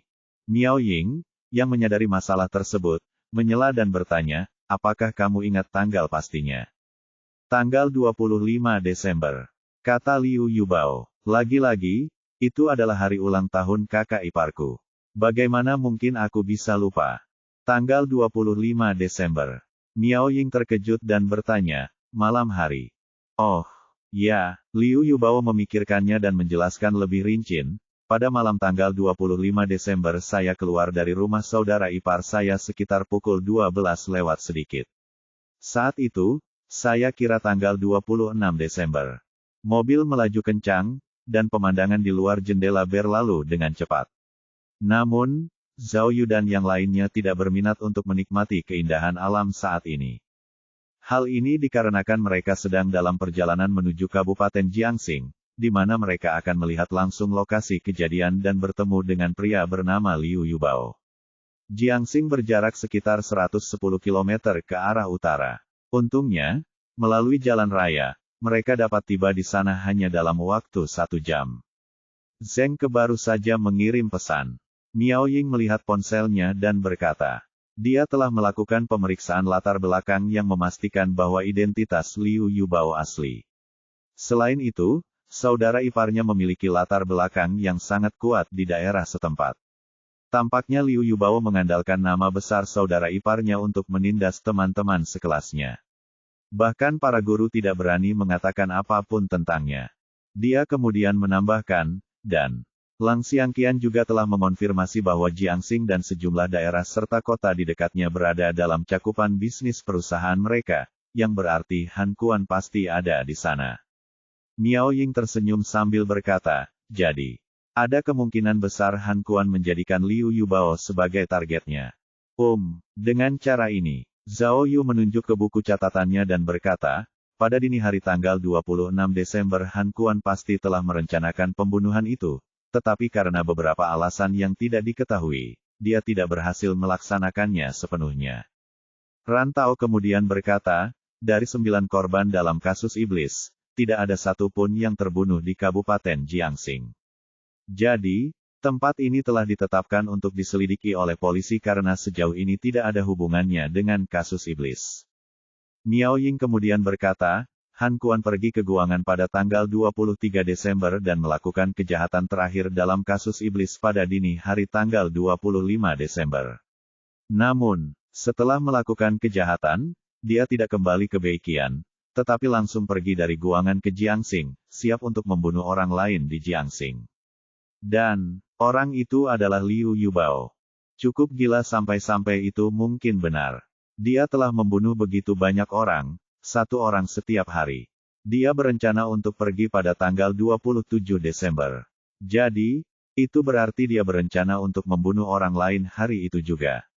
Rantau bertanya dan mendesah. Zhao Yu menebak, menurutku Han Kuan pasti sudah mendapatkan informasi yang relevan sebelumnya. Itulah alasan mengapa dia berani membunuh orang dengan begitu gila. Dia punya tujuan yang jelas. Apa yang membuat Han Kuan menahan diri untuk tidak membunuh Liu Yubao? Miao Ying mengungkapkan keraguannya, lalu dengan cepat menjawab pertanyaannya sendiri. Mungkinkah dia terlihat oleh seseorang, saat mencoba melakukan pembunuhan, lalu dipaksa melarikan diri? Dapatkan lebih banyak pengalaman penjelajahan Anda dengan konten custom kami umpan penemuan. Sangat mungkin, kata Rantau. Lagi pula, Liu Yubao terbangun di koridor di lantai atas. Han Kuan sudah menjatuhkan targetnya, jadi tidak ada alasan baginya untuk berhenti di tengah jalan. Masuk akal saja kalau dia terlihat oleh seseorang. Tetapi, jika ada saksi, mengapa orang ini tetap diam selama ini? Miao Ying merenungkan situasinya. Dan, mengapa Han Kuan tampak begitu khawatir ketika dia kembali ke Beiqian? Jika saksi melihatnya dengan jelas, maka tidak perlu baginya untuk meletakkan kostum iblis di ruang bawah tanah Lang Xiangyang, kan? Ran Tao kebingungan, dan dia menutupi dadanya sambil menebak, mungkinkah saksi yang mengganggu Han Kuan juga dibunuh olehnya? Itu mungkin menjelaskan mengapa dia tampak begitu panik ketika dia tiba-tiba kembali ke kota emas. Miao Ying mengerutkan kening dan mendesah lagi. Jika memang begitu, akan lebih baik jika kita bisa menemukan mayatnya. Hanya saja, sayang sekali. Zhao Yu tahu alasan mengapa Miao Ying menghela nafas. Setelah bertahun-tahun, bahkan jika ada mayat seperti itu, bagaimana mereka bisa menemukannya sekarang? Dalam sekejap, Zhao Yu bahkan merasa bahwa ia salah memilih pergi ke Jiangxing, dan ia berpikir. Jadi bagaimana jika aku pergi ke tempat kejadian perkara? Liu Yubao berkata bahwa pembangunan distrik perumahan Jiahe telah selesai bertahun-tahun yang lalu, dan sekarang, distrik itu dianggap sebagai distrik perumahan tua yang bagus di daerah tersebut. Jadi, bagaimana mungkin masih ada bukti yang tertinggal di sana sekarang? Sebelum pergi, mereka telah bertanya kepada Liu Yubao apakah ia menyimpan pakaian, sepatu, atau topi yang dikenakannya saat ia pingsan. Namun, Liu Yubao menjelaskan bahwa ia tidak memilikinya. Ia berkata bahwa meskipun ia dapat menemukan pakaian lamanya, pakaian tersebut pasti sudah dicuci berkali-kali, jadi kemungkinan menemukan bukti dari pakaian tersebut sangat kecil. Namun, ketika ia memikirkan heksagram Genkun miliknya, Zhao Yu kembali merasa percaya diri. Ia sangat yakin bahwa petualangan sampingan itu pasti akan berakhir, yang membuatnya yakin bahwa perjalanan ke Jiangxing ini memang perlu. Pengemudi itu tahu bahwa Zhao Yu dan yang lainnya sedang gelisah. Jadi, tanpa menghiraukan batas kecepatan, ia memacu kendaraannya hingga 150 mil per jam dan tiba di Jiangxing dalam waktu kurang dari 1 jam. Mereka segera tiba di distrik perumahan Jiahe. Meskipun Jiangxing tidak berada dalam yurisdiksi Provinsi Jinyuan, kelompok investigasi khusus Zhao Yu memiliki nama yang sangat besar sehingga, sejak pagi hari itu, sudah ada polisi kriminal setempat yang menunggu di sana untuk menyambut kedatangan mereka. Liu Yubao juga datang ke tempat kejadian untuk menunjukkan kepada Zhao Yu di mana tepatnya dia terbangun. Setelah menyapa Zhao Yu, dia menunjuk ke sebuah gedung di dekatnya dan berkata, "Petugas, ketika saya terbangun, saya bisa melihat matahari di langit, dan saya ingat dengan jelas bahwa saya terbangun dari koridor di lantai tertinggi gedung itu. Dan, dahi saya yang bengkak butuh waktu lama untuk sembuh.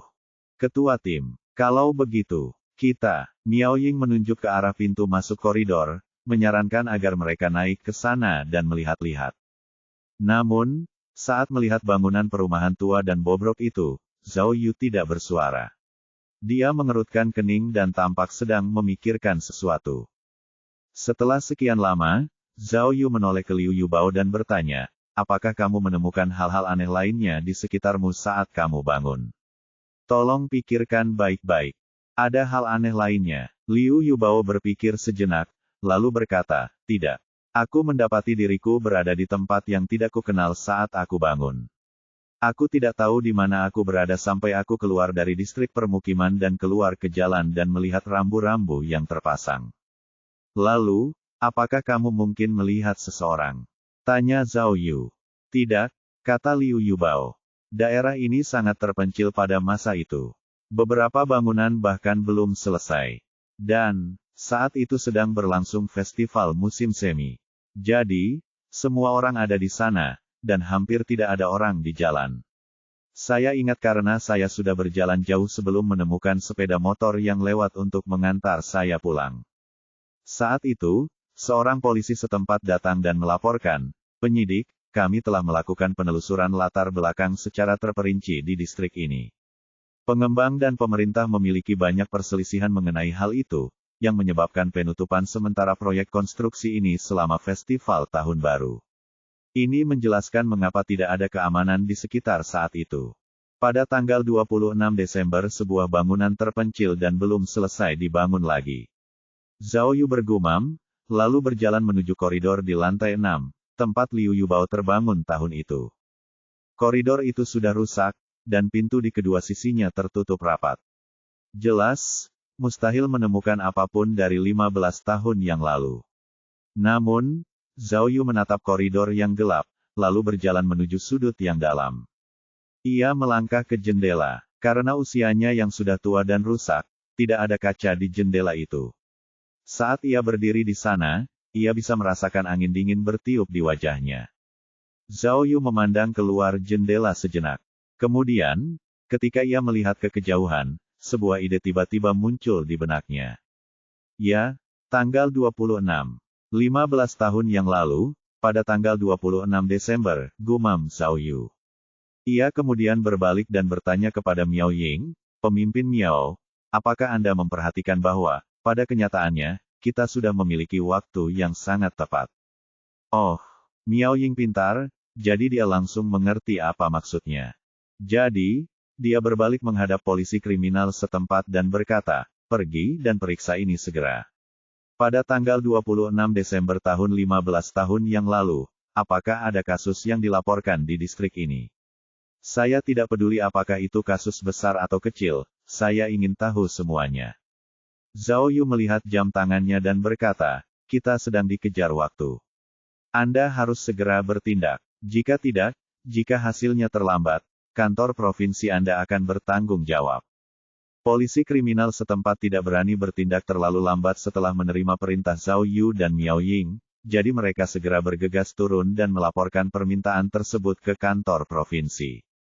Ketika dia turun ke bawah, Rantau berbisik kepada Zhao Yu dan Miao Ying, jika ada kasus yang dilaporkan di dekat sini. Rantau tiba-tiba menyadari inti permasalahan dan melanjutkan, tidak seorang pun tahu tentang kecelakaan Liu Yubao. Jadi, meskipun ada kasus yang dilaporkan di dekat sini, tidak seorang pun akan mengaitkannya dengan kasus iblis.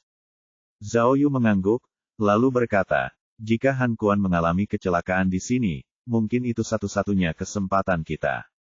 Saat mereka berbincang, ketiga orang itu turun bersama-sama. Tepat saat mereka turun, seorang polisi setempat mendatangi mereka sambil membawa ponsel dan berkata dengan nada tidak yakin, pimpinan. Kami baru tahu bahwa 15 tahun yang lalu, pada pukul 3.14 dini hari tanggal 26 Desember dilaporkan terjadi kecelakaan lalu lintas di Jalan Yuhe, tepat di sebelah timur distrik Jiahe. Provinsi Zhaoyun, Pusat Penahanan Kota Emas, pukul 17.50. Di kamar kecil di pusat penahanan, suara air mengalir deras terdengar. Tersangka, Han Kuan, berdiri di depan wastafel, mencuci mukanya dengan air dingin. Seolah-olah air dingin telah mengusir rasa lelahnya selama beberapa hari terakhir. Setelah selesai mencuci, ia menarik napas dalam-dalam dengan puas. Pak Polisi, kami ingin keadilan hukum. Di luar toilet, Zhang Gaosheng, pengacara yang disewa Han Kuan, berteriak keras. Saya tidak peduli bukti apa yang Anda miliki. Sudah berapa lama Anda menahan klien saya? Anda harus tahu apa akibatnya. Sekarang, ini sudah melewati batas waktu yang diizinkan. Apalagi yang Anda inginkan darinya? Ia kemudian menambahkan, saya peringatkan Anda. Jika Anda terus menahan klien saya di sini, saya akan mengajukan pengaduan terhadap kantor polisi dan kelompok investigasi khusus itu. Jadi, berhentilah bicara omong kosong dan baca dokumen ini dengan saksama.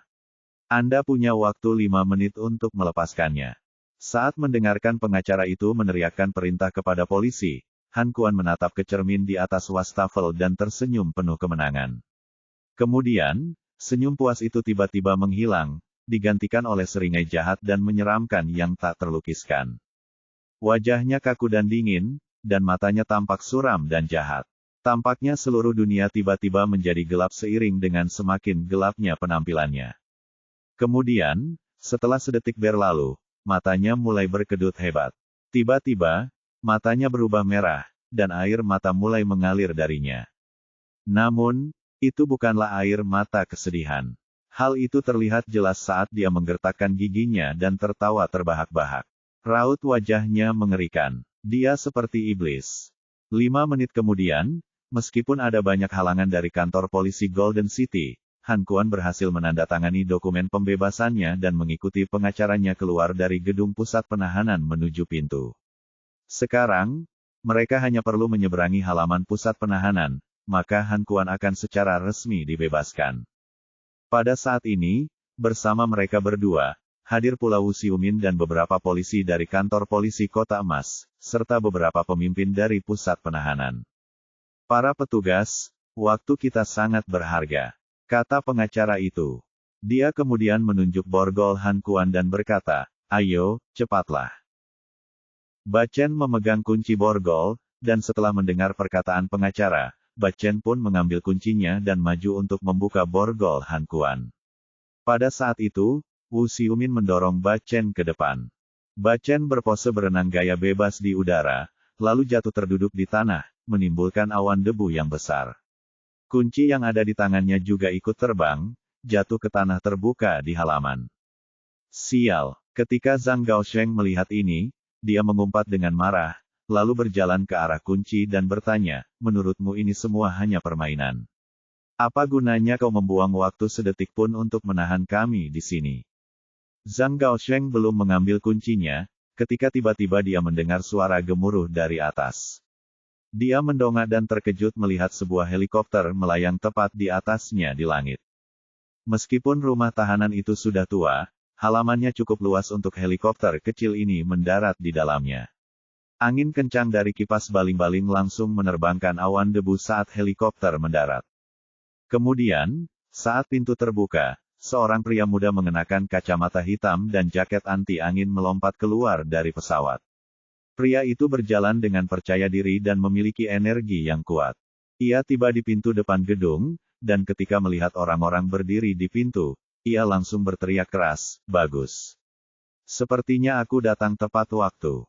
Dia tertawa terbahak-bahak, lalu menunjuk Han Kuan, yang masih di borgol. Halo, penulis. Kamu mau kemana? Mau kabur bareng aku? Ketika Zhang Gaosheng mendengar ini, dia bergegas maju dan menunjuk ke arah pria itu sambil berteriak, siapa kamu? Jaga mulutmu. Ini bukan pelarian. Klien saya telah dibebaskan secara hukum, mengerti? Anehnya, pengacara itu belum selesai berbicara, ketika pemuda itu melompat ke udara dan menendang pengacara itu dengan keras. Pengacara itu terbang ke udara dan berguling menuruni tangga sebelum menghantam tanah. Ketika akhirnya dia berhenti berguling, dia tertutup debu dan memuntahkan darah dari mulutnya. Dengar, namaku Zhao Yu, dan aku adalah pemimpin kelompok investigasi khusus. Teriak pria itu dengan keras. Aku boleh menunjuk siapapun yang aku mau, bukan sebaliknya. Kau mengerti? Mendengar perkataan Zhao Yu, Zhang Gaosheng ingin mengatakan sesuatu, tetapi dadanya terasa sangat sakit sehingga dia hanya bisa berbaring di sana, menggeliat kesakitan. Ketua tim, Wu Xiumin maju dengan gembira dan berkata, senang sekali Anda akhirnya tiba. Dan, Anda datang melalui udara. Haha, waktunya tepat sekali. Sepadan dengan usaha kerasmu. Zhao Yu melepas kacamata hitamnya dan tersenyum. Kemudian, dia segera menghampiri Han Kuan dan berkata dengan tenang, lama tidak berjumpa. Penulis, saya tidak melihat Anda selama beberapa hari. Apa kabar? Han Kuan menatap Zhao Yu dengan dingin, tidak mengatakan sepatah kata pun. Han Kuan, Zhao Yu menggelengkan kepalanya dan berkata, saya harus memberitahu Anda bahwa surat perintah penangkapan Anda telah diperpanjang lagi oleh divisi kriminal, karena kami telah memperoleh beberapa bukti baru tentang kasus iblis. Jadi, silakan kembali ke dalam dan mengobrol dengan saya.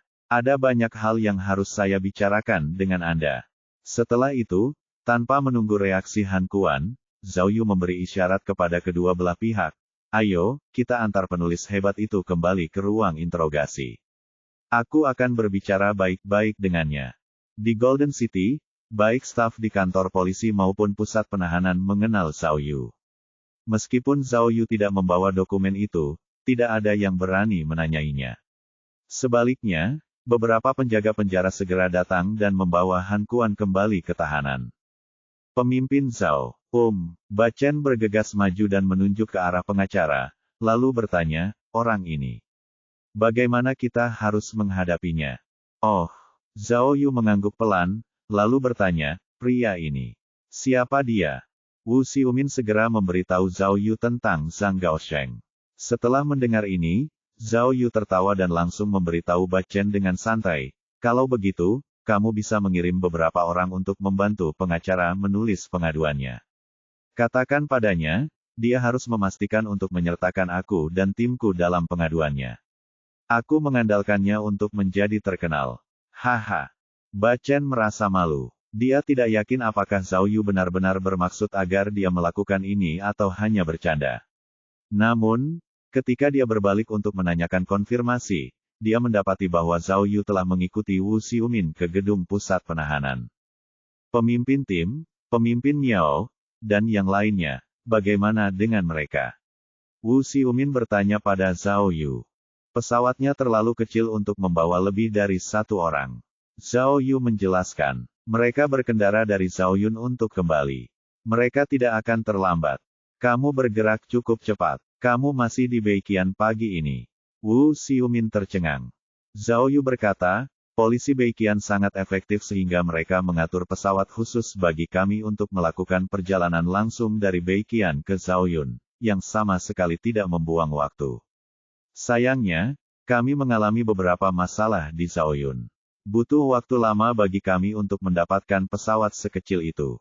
Saya pikir itu digunakan untuk menyemprot pestisida pada awalnya. Novel.in.com. Saat mereka berbicara, mereka tiba di pintu ruang interogasi.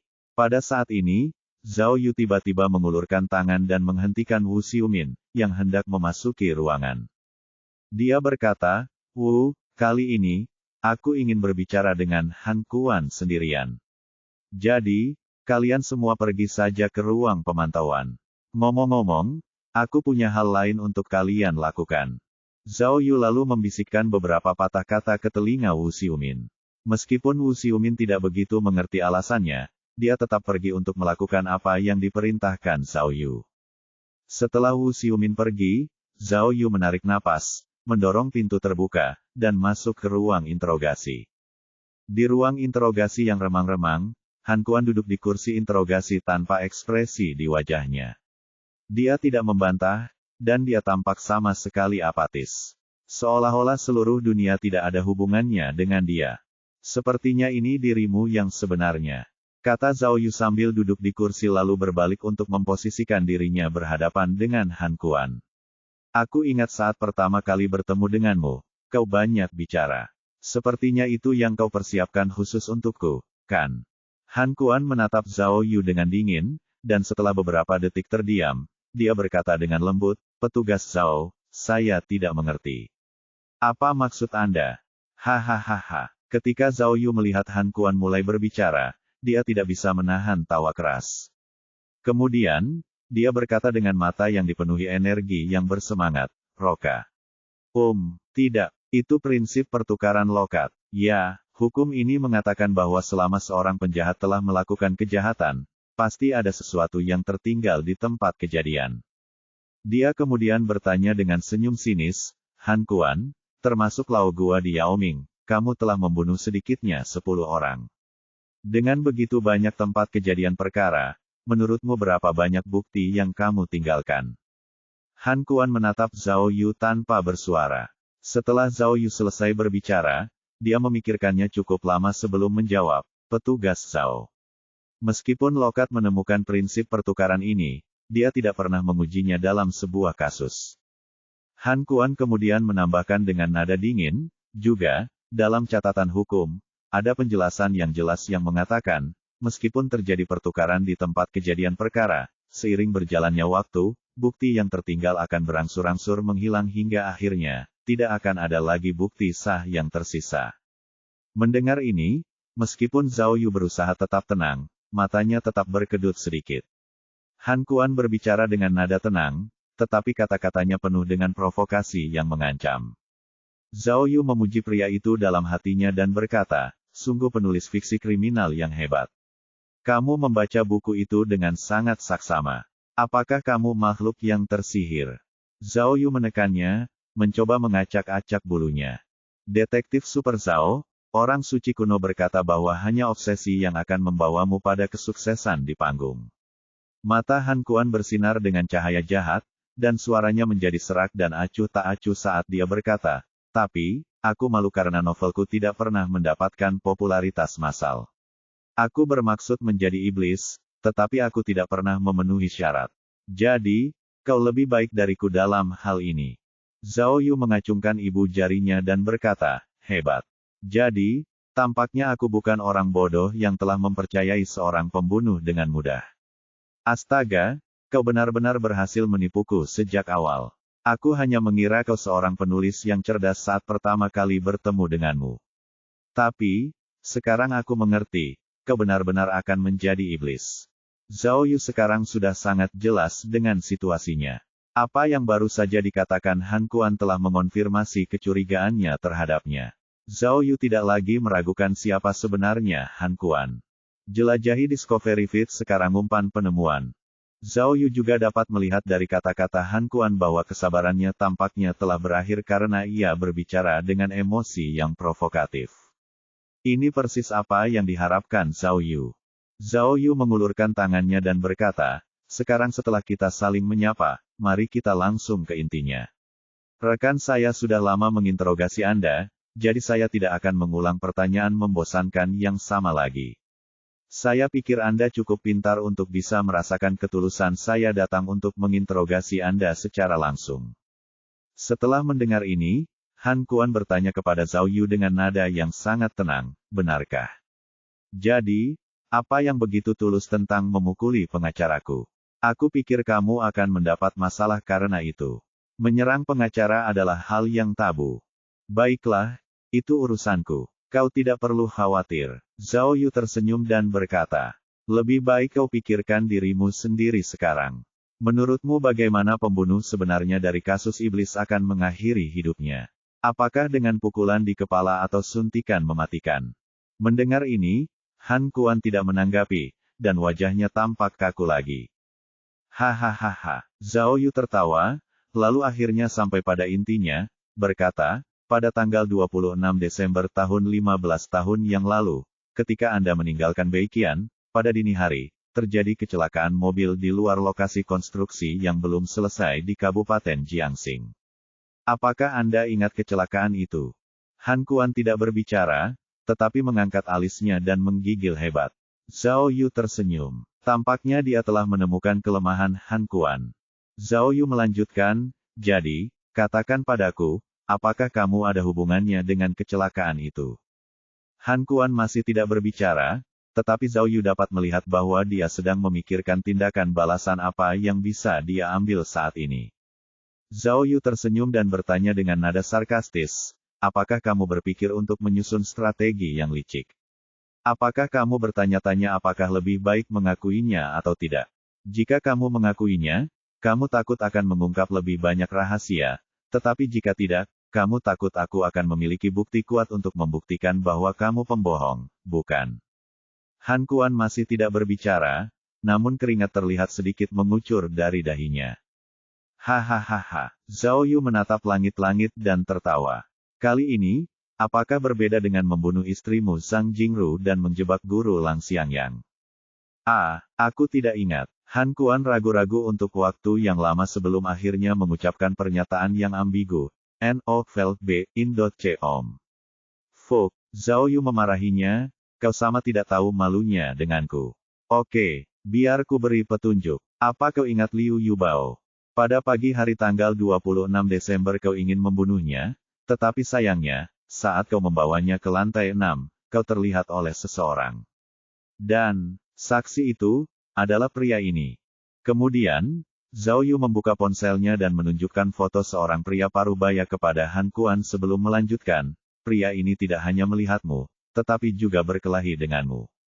Pertarungan yang sengit. Pada akhirnya, dia menyadari bahwa dia mungkin akan kalah darimu, jadi dia melarikan diri.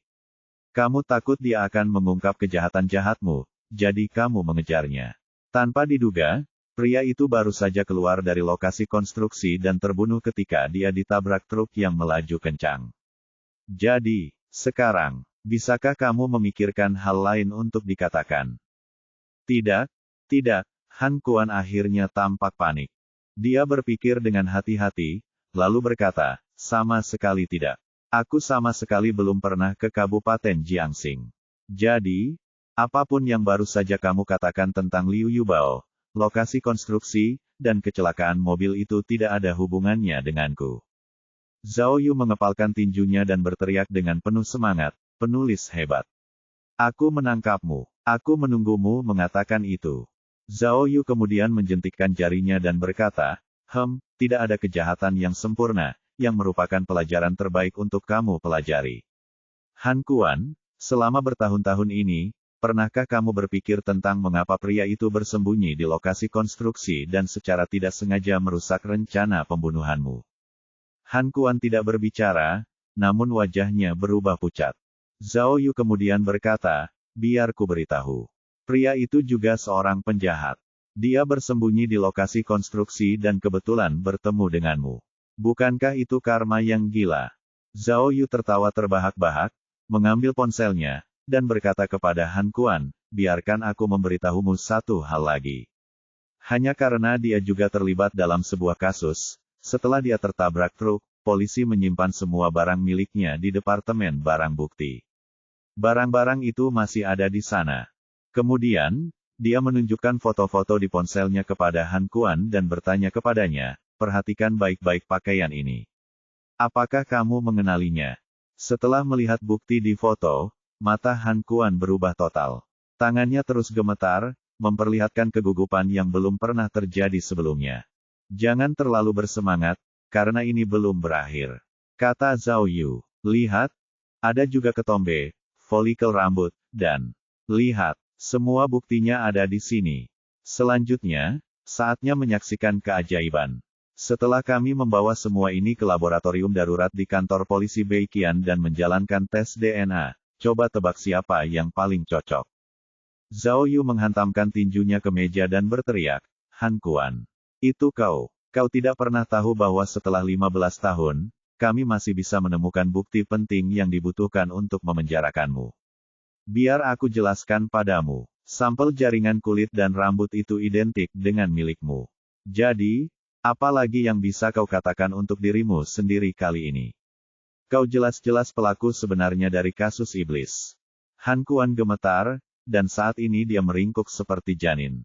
Dia orang yang cerdas, dan dia tahu bahwa bukti yang diberikan Zhao Yu tidak dipalsukan. Lagi pula, tanpa memiliki bukti yang pasti, Zhao Yu tidak mungkin mengetahui detail spesifik dari kecelakaan tahun itu. Tiba-tiba, Han Kuan menggertakkan giginya dan mengepalkan tangannya dengan sangat keras sehingga dia tampak seperti akan meledak kapan saja. Pada saat itu, Zhao Yu berpikir bahwa dia akan mengaku, tetapi tanpa diduga, setelah emosinya mencapai puncaknya, Han Kuan tiba-tiba tertawa terbahak-bahak. Zhao Yu mendongak dan tercengang saat melihat Han Kuan tertawa dengan cara yang aneh dan menggetarkan. Han Kuan tampaknya tiba-tiba menjadi gila. Dia tertawa dan menatap ke langit, dan bahkan menjulurkan lidahnya. Hahaha. Setelah tertawa cukup lama, Han Kuan tersipu dan berkata kepada Zhao Yu, Detektif Zhao. Akhirnya kau menangkapku. Oke, aku mengakuinya. Aku berbohong. Pada tanggal 26 Desember aku memang pergi ke Kabupaten Jiangxing, dan mungkin aku bahkan melihat pria yang tertabrak truk itu. Han Kuan kemudian berkata, tetapi, saat itu belum larut malam. Hari baru saja mulai gelap. Saya sedang mengemudi dan baru saja melewati distrik tersebut. Tiba-tiba, saya tersesat, jadi saya keluar dari mobil dan ingin menanyakan arah. Tetapi, pria itu sangat kasar kepada saya. Saya tidak banyak bicara kepadanya, dan dia malah mengumpat saya. Kemudian, kami bertarung. Itu benar-benar pertarungan yang sengit. Pada akhirnya, dia tahu bahwa dia tidak dapat mengalahkan saya, karena saya masih muda dan kuat, jadi dia melarikan diri.